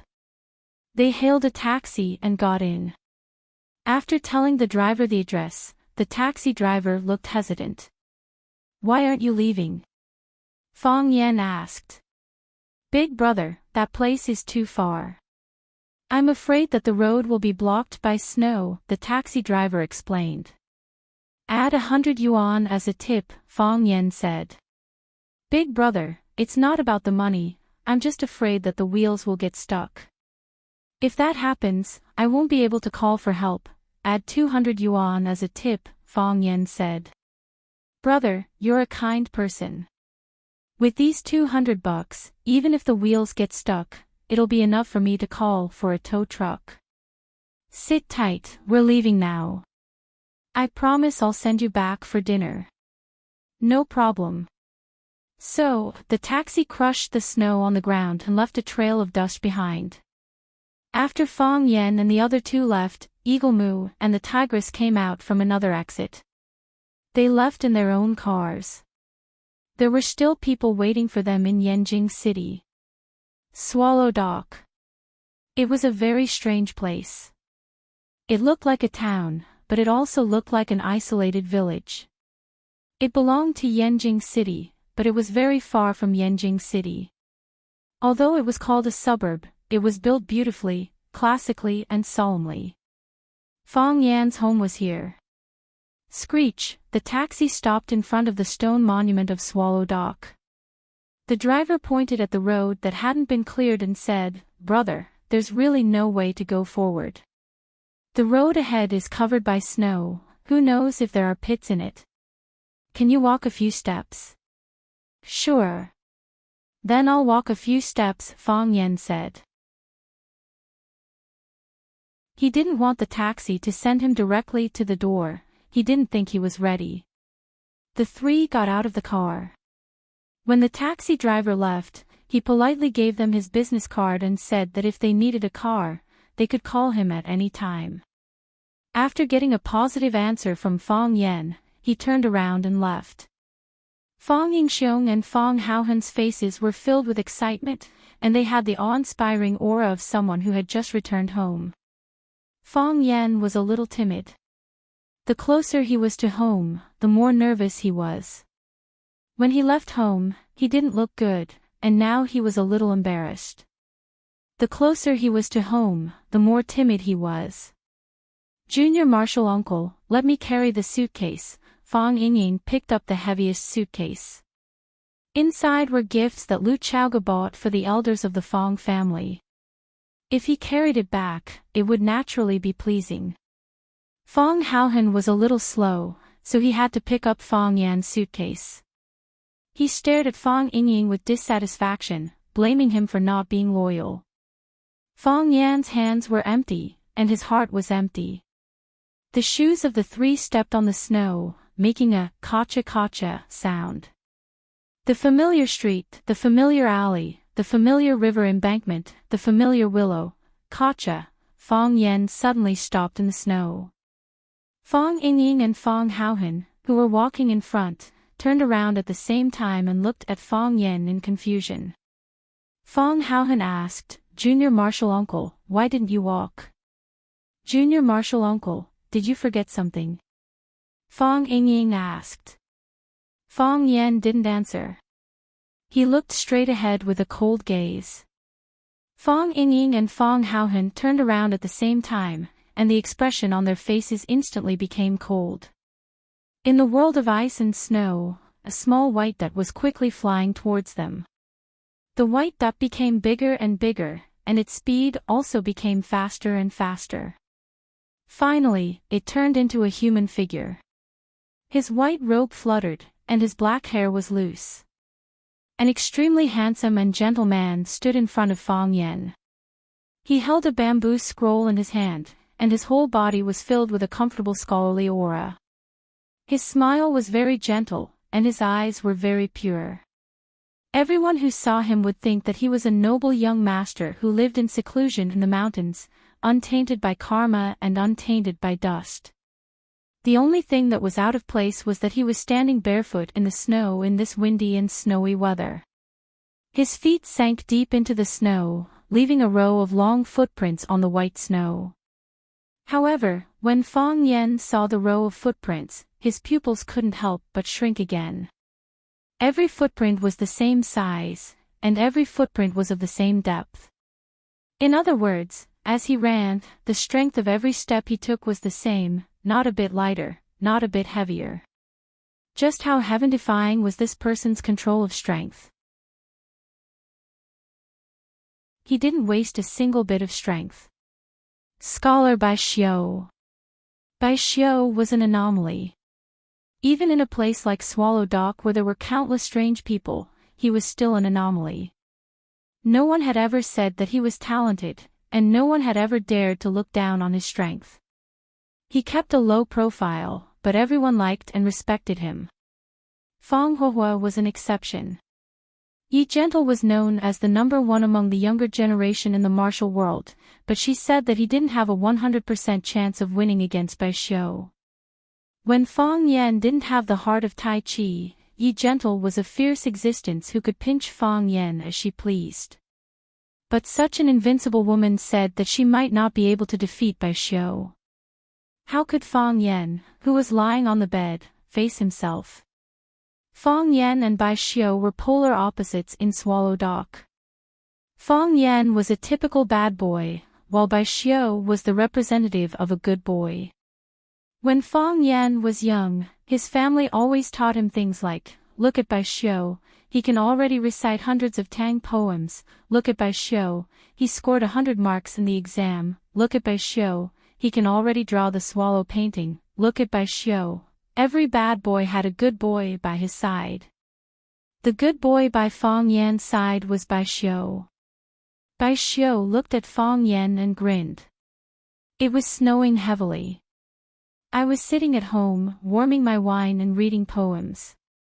I happened to read the line, "The master of Mount Hibiscus in the snow, dogs bark at the wooden door, returning on a snowy night."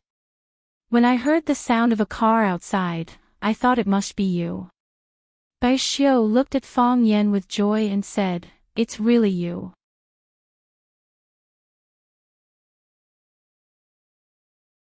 Chapter 324. The good students and the bad students were like two contradictory classes.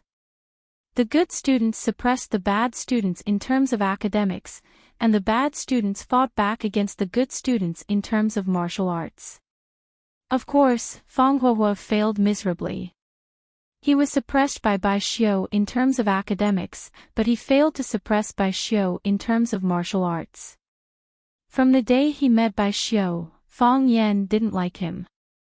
Why was he always so gentle and polite? Why were his clothes always white and clean without a wrinkle? Why was he always able to get full marks in exams, write poems, paint, and play all kinds of musical instruments? Fong Yen wasn't a perfect person, so he didn't like Bai Xiu, who was too perfect.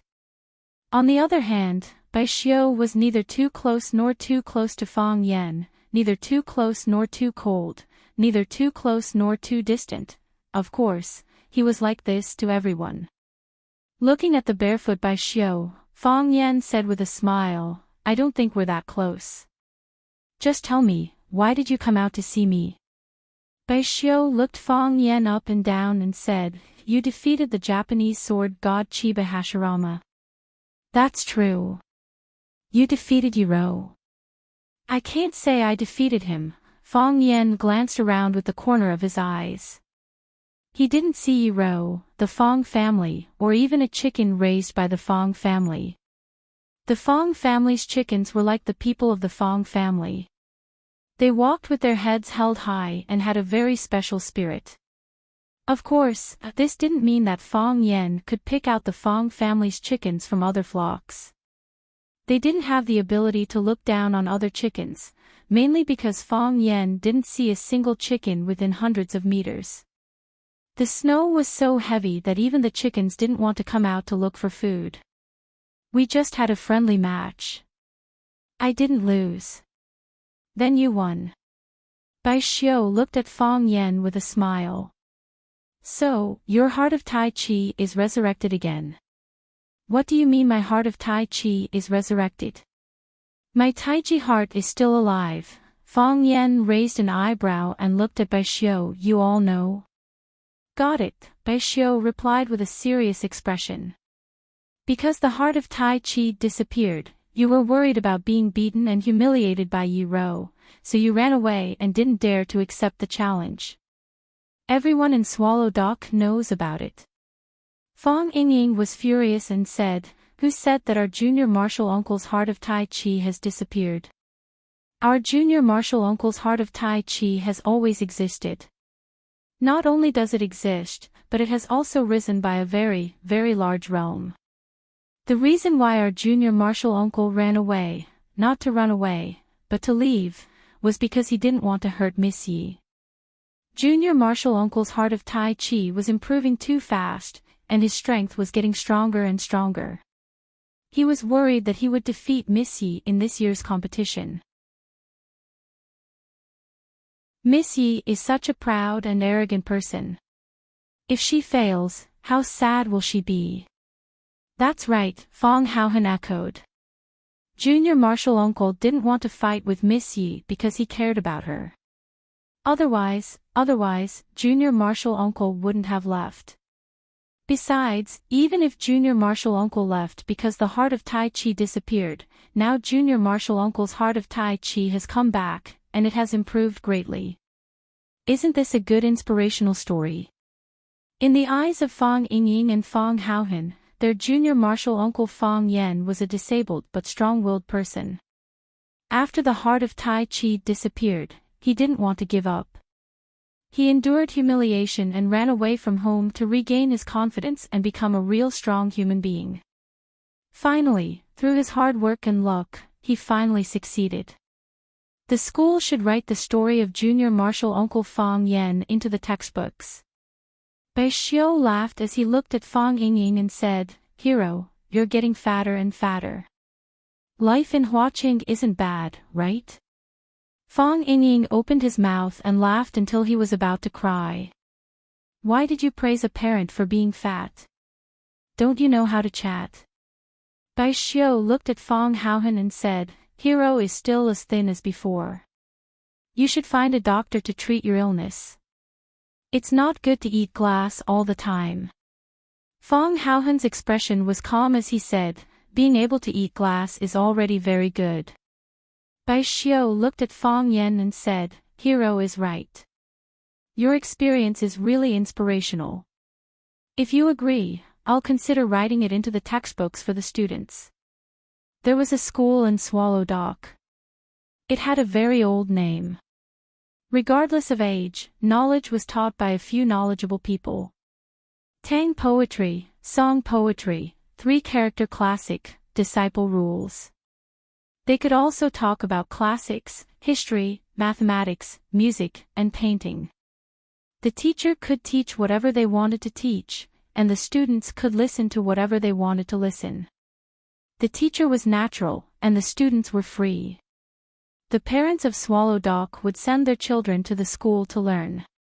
Even some teenagers or elderly people who had nothing to do would find a chair at the back of the classroom to listen to the class or take a nap. Of course, no one forced them to come to class. If you wanted to send your child to a noble school or a bilingual school, that was your freedom. However, if someone really did that, they would definitely be ridiculed by the people of Swallow Dock. In the eyes of the people of Swallow Dock, the school in Swallow Dock was the best educational institution in the world. If you sent your child to another place to learn, it would undoubtedly be a denial of Swallow Dock's culture. Not everyone was qualified to be a teacher in Swallow Dock. Fang Yan tried, but didn't get the interview. On the other hand, Bai Xiu was personally invited by the school to teach the students. The reason why Fang Yan went to Huaqing to be a teacher was probably because he wanted to rebuild his confidence. Of course, it was more likely that he needed a job at that time, and his grandfather happened to be the old headmaster of Rosefinch Secondary. That won't be necessary. Fang Yan refused. I'm a low-key person. I don't like to be the hero of a story or the superhero who saves the world. A bowl of porridge, a cup of tea, and a simple life I want. That's enough. Bai Xiu smiled and nodded.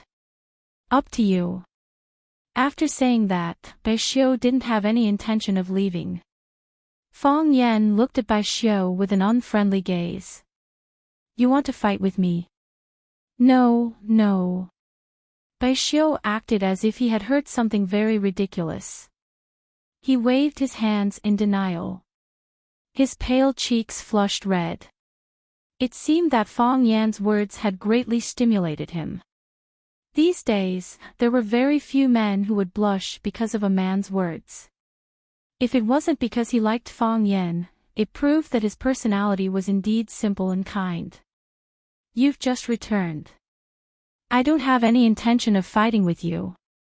I just heard that you've regained the heart of Tai Chi and improved in the Tai Chi realm, so I'm very curious. So, you still want to fight with me? Fang Yan looked coldly at Bai Xiu. This was what he disliked the most about Bai Xiu. If you have something to say, just say it. If you have something to do, just do it. Why are you so wishy-washy? Are you a mother-in-law or a mother? Bai Xiu nodded embarrassedly. I just want to try. You know that I've always been very curious about new things. Since you want to try, I'll go back and eat first. Fang Yan said. He liked to prank Bai Xiu like this. Whenever Bai Xiu wanted to do something but didn't want to say it, he would use this method to retaliate. Don't you want it? Since I know, I won't let you get what you want. Every time Fang Yan bullied Bai Xiu like this, Phoenix would speak up for Bai Xiu. Thus, Fang Yan would bully Bai Xiu even more. In the past, Fang Yan thought that Bai Xiu did this because he was in his rebellious phase. However, Bai Xiu still did it happily. This proved that his behavior had nothing to do with rebelliousness. It was because he really didn't like Bai Xiu's style of speaking and doing things. All right. Bai Xiu said. There was a deep regret on his face. He wouldn't force others to do something they didn't want to do. Go back and eat first. You've just returned home. There must be a lot of things you need to deal with. Since you say so, let's fight, Fang Yan said. You're interested in new things. I'm only interested in you. Fang Yan's gaze swept over the row of footprints. The wind blew the snow, and the sky was dark. The row of footprints could no longer be seen clearly. However, Fang Yan could still clearly remember how they looked when he first saw them. They were the same size and had the same depth. How much did Bai Xiu's strength increase? Being strong and not returning home was like walking at night in brocade clothes. Fang Yan still had a big dream in his heart. After his heart of Tai Chi returned, he thought that during the spring festival, he would go door to door and challenge his friends who were close or not close to him. He would defeat them one by one. That way, they would be too embarrassed to call him Fang Ran and laugh at him for running away from home. Fang Ran ran. When he thought of this nickname, he wanted to vomit a few liters of blood. Since Bai Xiu took the initiative to challenge him, then he would start with him. Is it too bad? It won't take up your time, will it? Bai Xiu said with a guilty expression. Are you done? Fang Yan said impatiently. If you want to fight, then fight. You talk too much. Bai Xiu was not angry. Bai Xiu was not angry. He thought about it seriously and said, if we want to determine the winner, I'm afraid it will take a long time. My parents and relatives are waiting at home, and I don't want to waste too much of your time, lest they blame me. How about this, let's exchange 3 blows. After 3 moves, no matter who wins or loses, we will go home. How about it? Okay. Then 3 moves it is. Fang Yan nodded and agreed to Bai Xiu's suggestion. If they wanted to decide the winner, it would indeed take a long time. Besides, this was the stone tablet of Swallow Dock, and also the entrance to Swallow Dock. It would be bad if they startled some people who should not be startled. Hearing Fang Yan agree, Bai Xiu was happy as if he had obtained a treasure. He said, then let's begin. He waved his sleeve, and a gust of wind attacked Fang Yan. Fang Yan rolled his eyes helplessly.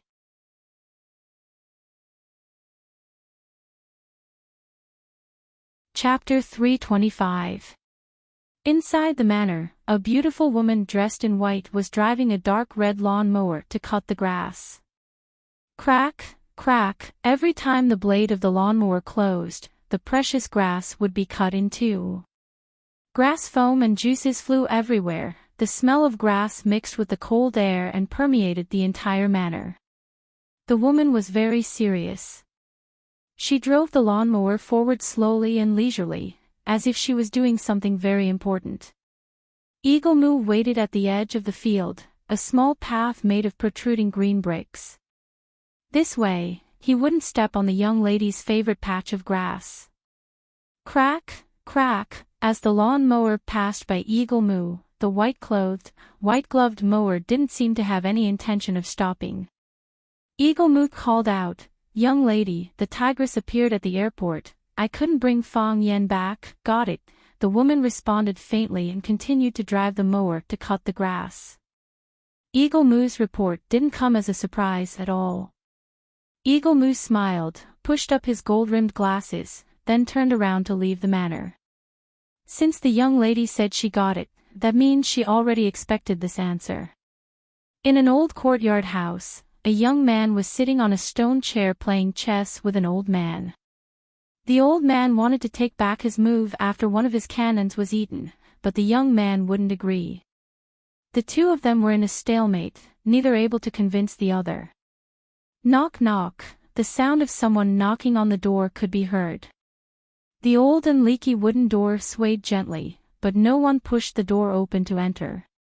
The old man pushed the chess piece forward and said, I hate it when I'm playing chess the most.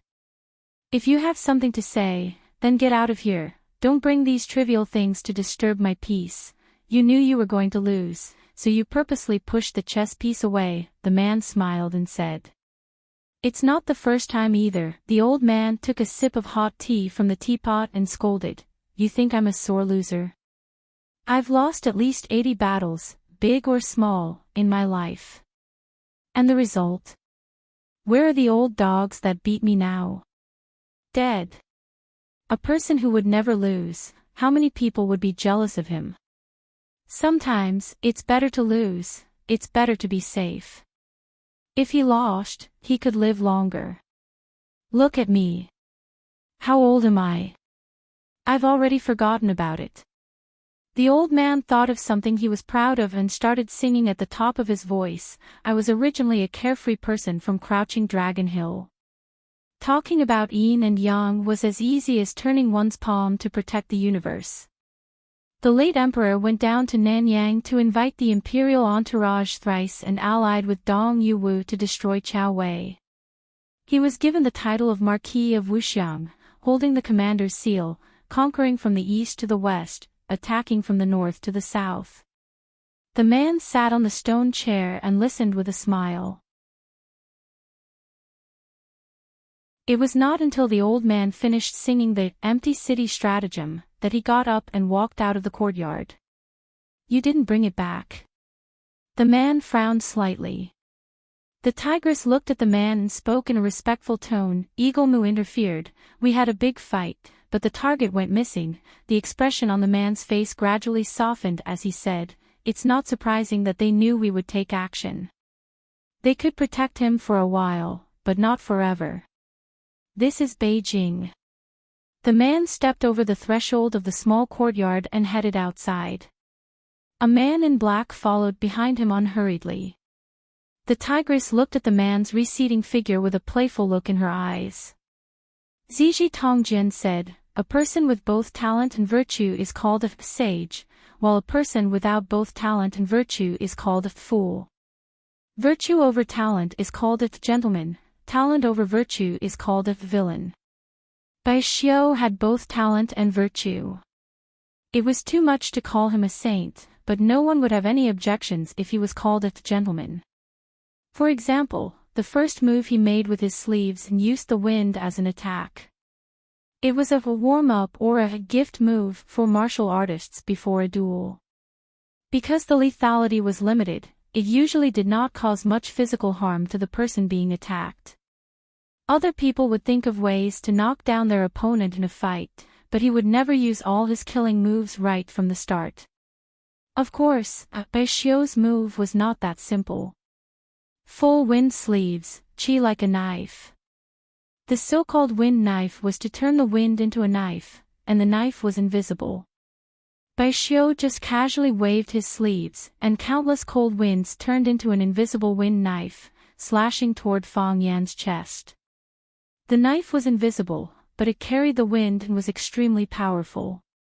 Whoosh! Fang Yan gathered his strength in his dantian, and fiercely punched out. The iron fist met the blade of the wind knife. The wind knife lasted for a breath of time before collapsing, scattering everywhere. Fang Yan retracted his fist, and looked at Bai Xiu. We are all adults, don't play this kind of children's game. You know this level of duel can't hurt me, and it can't test my ability. If it's for the sake of being a gentleman, then it's really not necessary. Save it for someone else. Bai Xiu smiled honestly, and said, I know this wind knife can't hurt you, and I also know this level of attack can't test your ability. But you just came back, and I want to fight you to the death. I don't think that's appropriate. I don't want to kill you. 2 more moves, Fang Yan said. Hurry up. I still have to go home after the fight. Fang Yan looked up at the sky, and said, the snow is getting heavier. The sky grew darker, and snowflakes fluttered down, dancing in the wind. Yeah. The snow is getting heavier, Bai Xiu agreed. His body spun 360 degrees on the spot, so fast that he was like a spinning top whose shadow could not be seen clearly. His robe flapped in the wind, and his sleeves fluttered towards the sky. It was as if he wanted to catch all the beautiful snowflakes falling from the sky in his sleeves. Whoosh! When his body stopped, countless snowballs flew towards Fang Yan's direction. These snowballs were the size of fingernails, crystal clear, round and cute, as if they were finished products from a machine production line. However, countless snowballs were equivalent to countless silver bullets. They carried a strong gust of wind and murderous intent, whistling towards Fang Yan.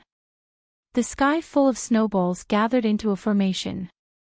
Fang Yan's body, as well as his possible escape routes, were all sealed. Fang Yan's eyes became cold, and finally became serious. He knew the power of these snowballs. Each snowball was like a hard steel ball. These ice balls that Bai Xiu had temporarily condensed had a destructive power that could destroy anything. Even an iron plate could be pierced through by them. Flying flowers and leaves could hurt people. The same principle applied to wind knives and snow arrows. During the war, the Xingyi master Li Hanzhan encountered dozens of strong enemies. Unarmed, he killed all the attackers with a handful of pine needles. Later, he found out that these people were members of the East Sea Black Dragon Triad. In a rage, Li Hanzhan joined the national army and led his mountain-moving brigade to wipe out countless invaders. He especially took revenge on the East Sea Black Dragon Triad. In the northeast of Huaxia, the strongest area of the Black Dragon Triad was almost completely wiped out by Li Hanzhan. This was the effect of practicing internal force to the extreme. Li Hanzhan finally became a grandmaster, and was nicknamed King of Needles. From then on, generations of martial artists aimed to pursue stronger and purer internal force. Fang Yan and Bai Xiu were both masters of internal martial arts, and also figures of the inner Jianghu. They started to practice qi at a very young age, and when qi flowed through their whole body and into their weapons, they could always achieve unexpected results. Bai Xiu's second attack made Fang Yan feel danger. The heart of Tai Chi rotated automatically, and the Tai Chi realm also unfolded naturally. In the Tai Chi realm, the countless snowballs turned into countless white spots, rushing toward all the vital points and acupuncture points on Fang Yan's body. This alone showed that Bai Xiu's strength was unfathomable. Those ordinary snowballs in his hands seemed to have eyes, and had the ability to recognize and hit acupuncture points. If they hurt the flesh, they would only have to lie in bed for 3 months to recover. However, if they hurt the vital points or acupuncture points, they would either die or be disabled. This Bai Xiu had indeed become fierce. Of course, the purpose of a martial arts competition was to defeat the other party. An opponent who always attacked one's buttocks or calves would probably be looked down upon. Fang Yan stretched out his hands. With just a light stretch, he caught a handful of snowballs in his palms. He threw the ice balls out, and the ice balls collided with the other ice balls. One hit the other, and the 2 snowballs that deviated from their direction hit even more snowballs at the same time. With the help of the Tai Chi realm, Fang Yan could clearly see the positions and trajectories of those snowballs. He was like a brilliant magician, using the snowballs as a primer, causing the interior of the ice formation to loosen and disintegrate. Paw paw paw paw paw, the sound of the snowballs hitting each other rang out incessantly, and the sound of ice cracking rose and fell. Paw! The wind stopped, and the snow scattered. Fang Yan's surroundings were restored to tranquility. The howling wind stopped, and the ice balls that were jumping restlessly also disappeared. It was as if they had never been in this world. They were originally condensed from snowflakes, and after being hit by the snowballs infused with hidden force from Fang Yan, they naturally broke into pieces, and then instantly turned back into soft white snow. Bai Xiu's eyes flickered, and he said, "This is the evolved Tai Chi realm." The previous Tai Chi realm wasn't like this, it didn't have this kind of ability. This is the evolved Tai Chi realm, Fang Yan said with a smile. I named it Starlight. Every meteor has its own trajectory, and in my Tai Chi realm, every object's movement, even the slightest movement of grass has its own trajectory. Congratulations, Bai Xiu said. If it's sincere congratulations. A withered yellow bamboo piece appeared in Fang Yan's palm, and he said, "Why do you still want to kill me?" There were words on the bamboo piece, the first line of the Sleeping in the Snow with the Master of Hibiscus Mountain, the sun sets in the distant mountains.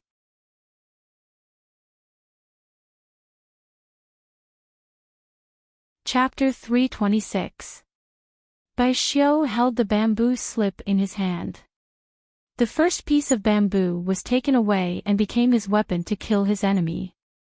Under the attack of the ice balls that filled the sky, a bamboo piece that blended in with the color of the sky suddenly flew over. The worst thing was that the bamboo piece came from behind, and it stabbed into the middle of Fang Yan's back while he was busy blocking the ice balls, as if there was another killer hiding in the snow behind him. A pincer attack, using countless ice balls as bait to attract Fang Yan's attention, but the real killer move was on this bamboo piece. Fortunately, Fang Yan had the heart of Tai Chi. The heart of Tai Chi was the heart of nature, and the domain of Tai Chi was the domain of the king. In his own territory, everything was under Fang Yan's supervision. Therefore, Fang Yan chose to grab a handful of ice balls to block the ice balls, while his other hand was used to intercept the killer move from behind. Being on guard, the bamboo piece fell into Fang Yan's hand. Bai Xiu looked at the bamboo piece and smiled. This is my third move. The third move to kill me. I'm just more attentive. As you said, if I don't use a special move, I can't defeat you, and it's difficult to force you to use your true strength. Even so, you still blocked it. Bai Xiu showed a regretful expression. A move that doesn't kill can't be considered a killer move. I should have been more cautious.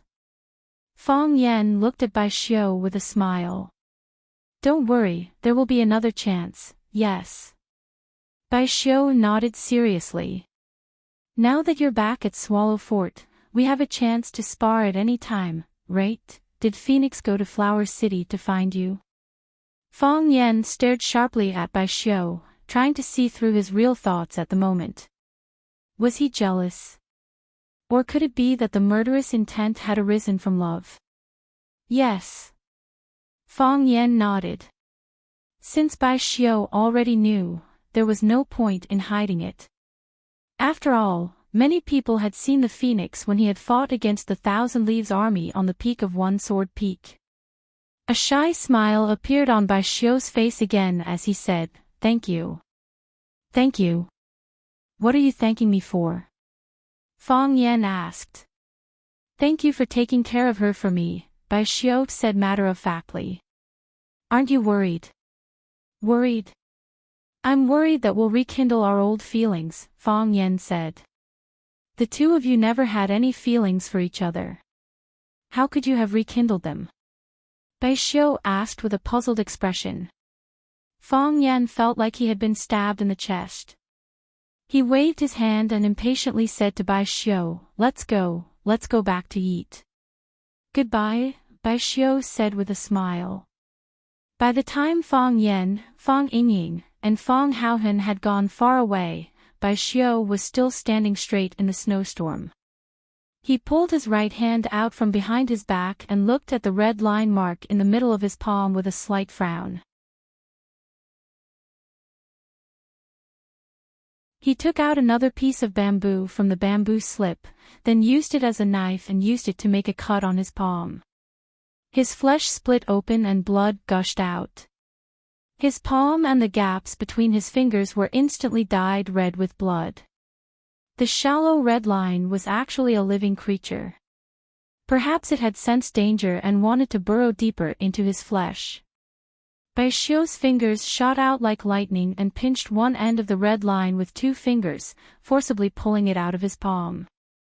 Screech, screech, screech, the red line shook its head and let out a soft cry.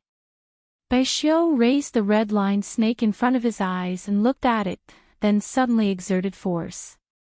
Crack, the red line snake's body exploded and turned into a puddle of blood. Bai Xiu threw the red line snake on the ground, then grabbed a handful of snow and rubbed it in his hand to clean the blood off his fingers. "What else do you know?" Bai Xiu muttered to himself.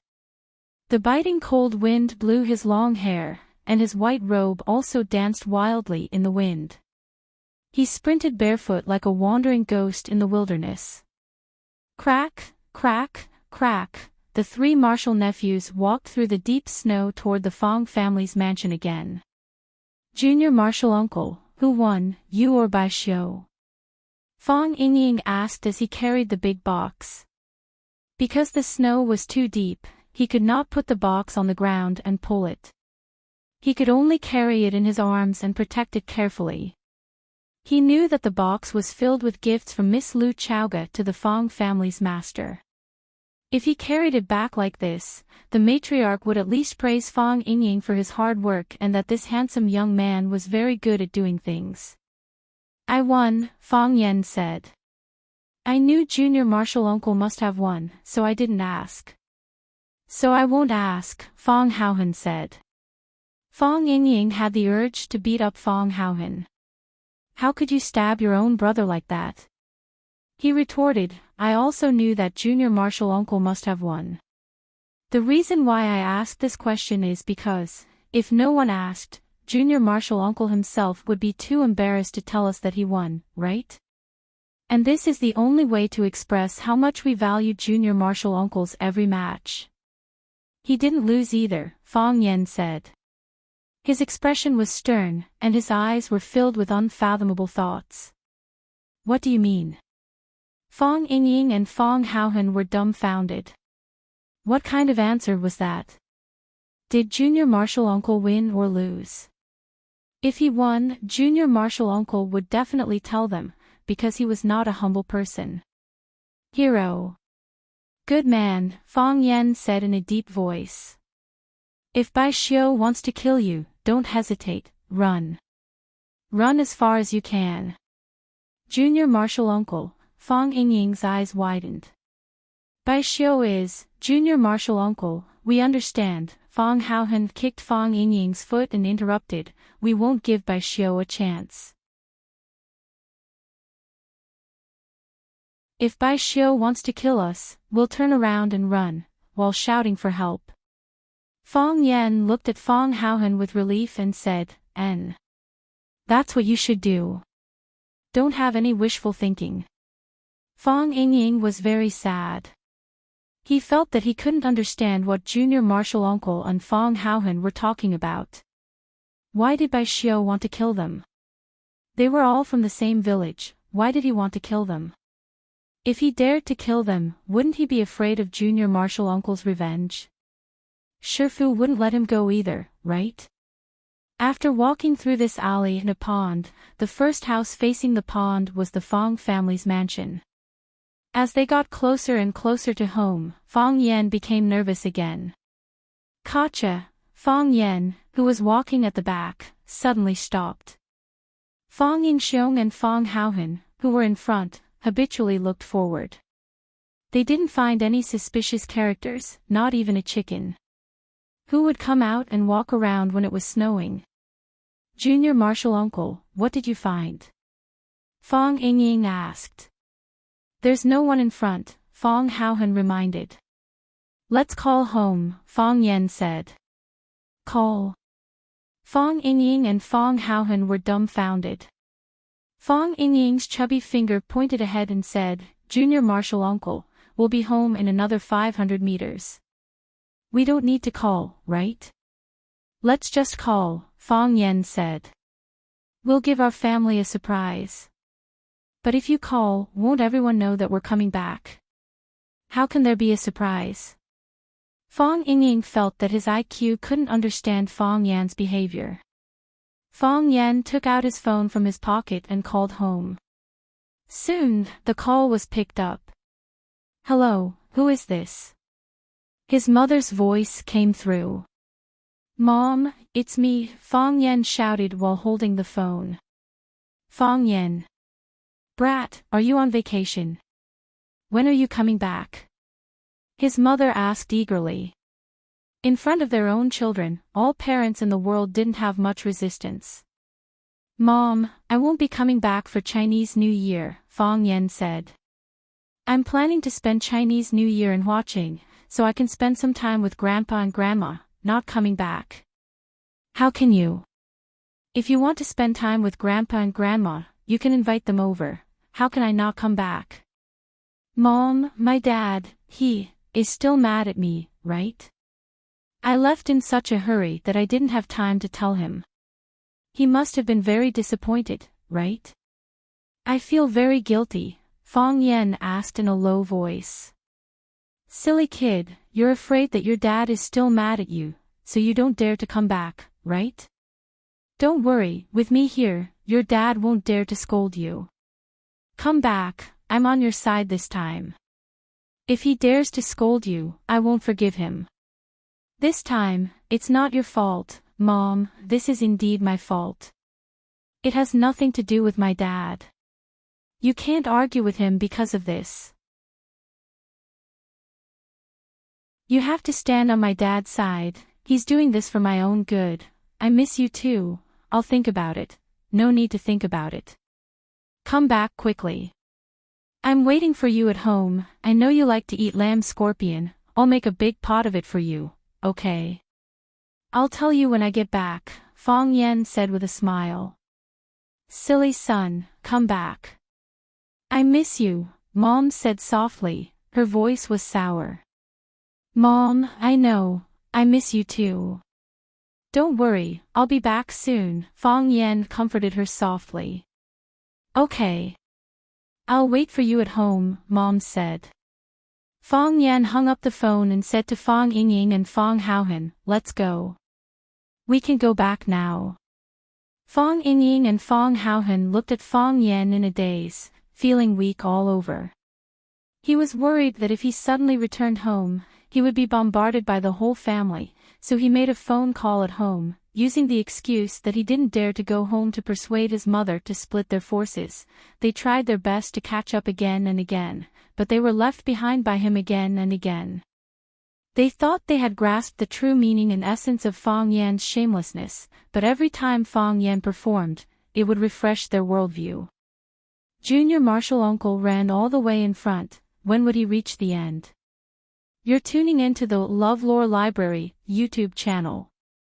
We're so grateful for your support, and don't forget to subscribe to join us on this incredible journey through captivating stories. Your generosity through donations truly makes a world of difference, as it's the primary source of revenue that allows me to expand and enhance this channel for you. Thank you from the bottom of my heart for being a part of this adventure.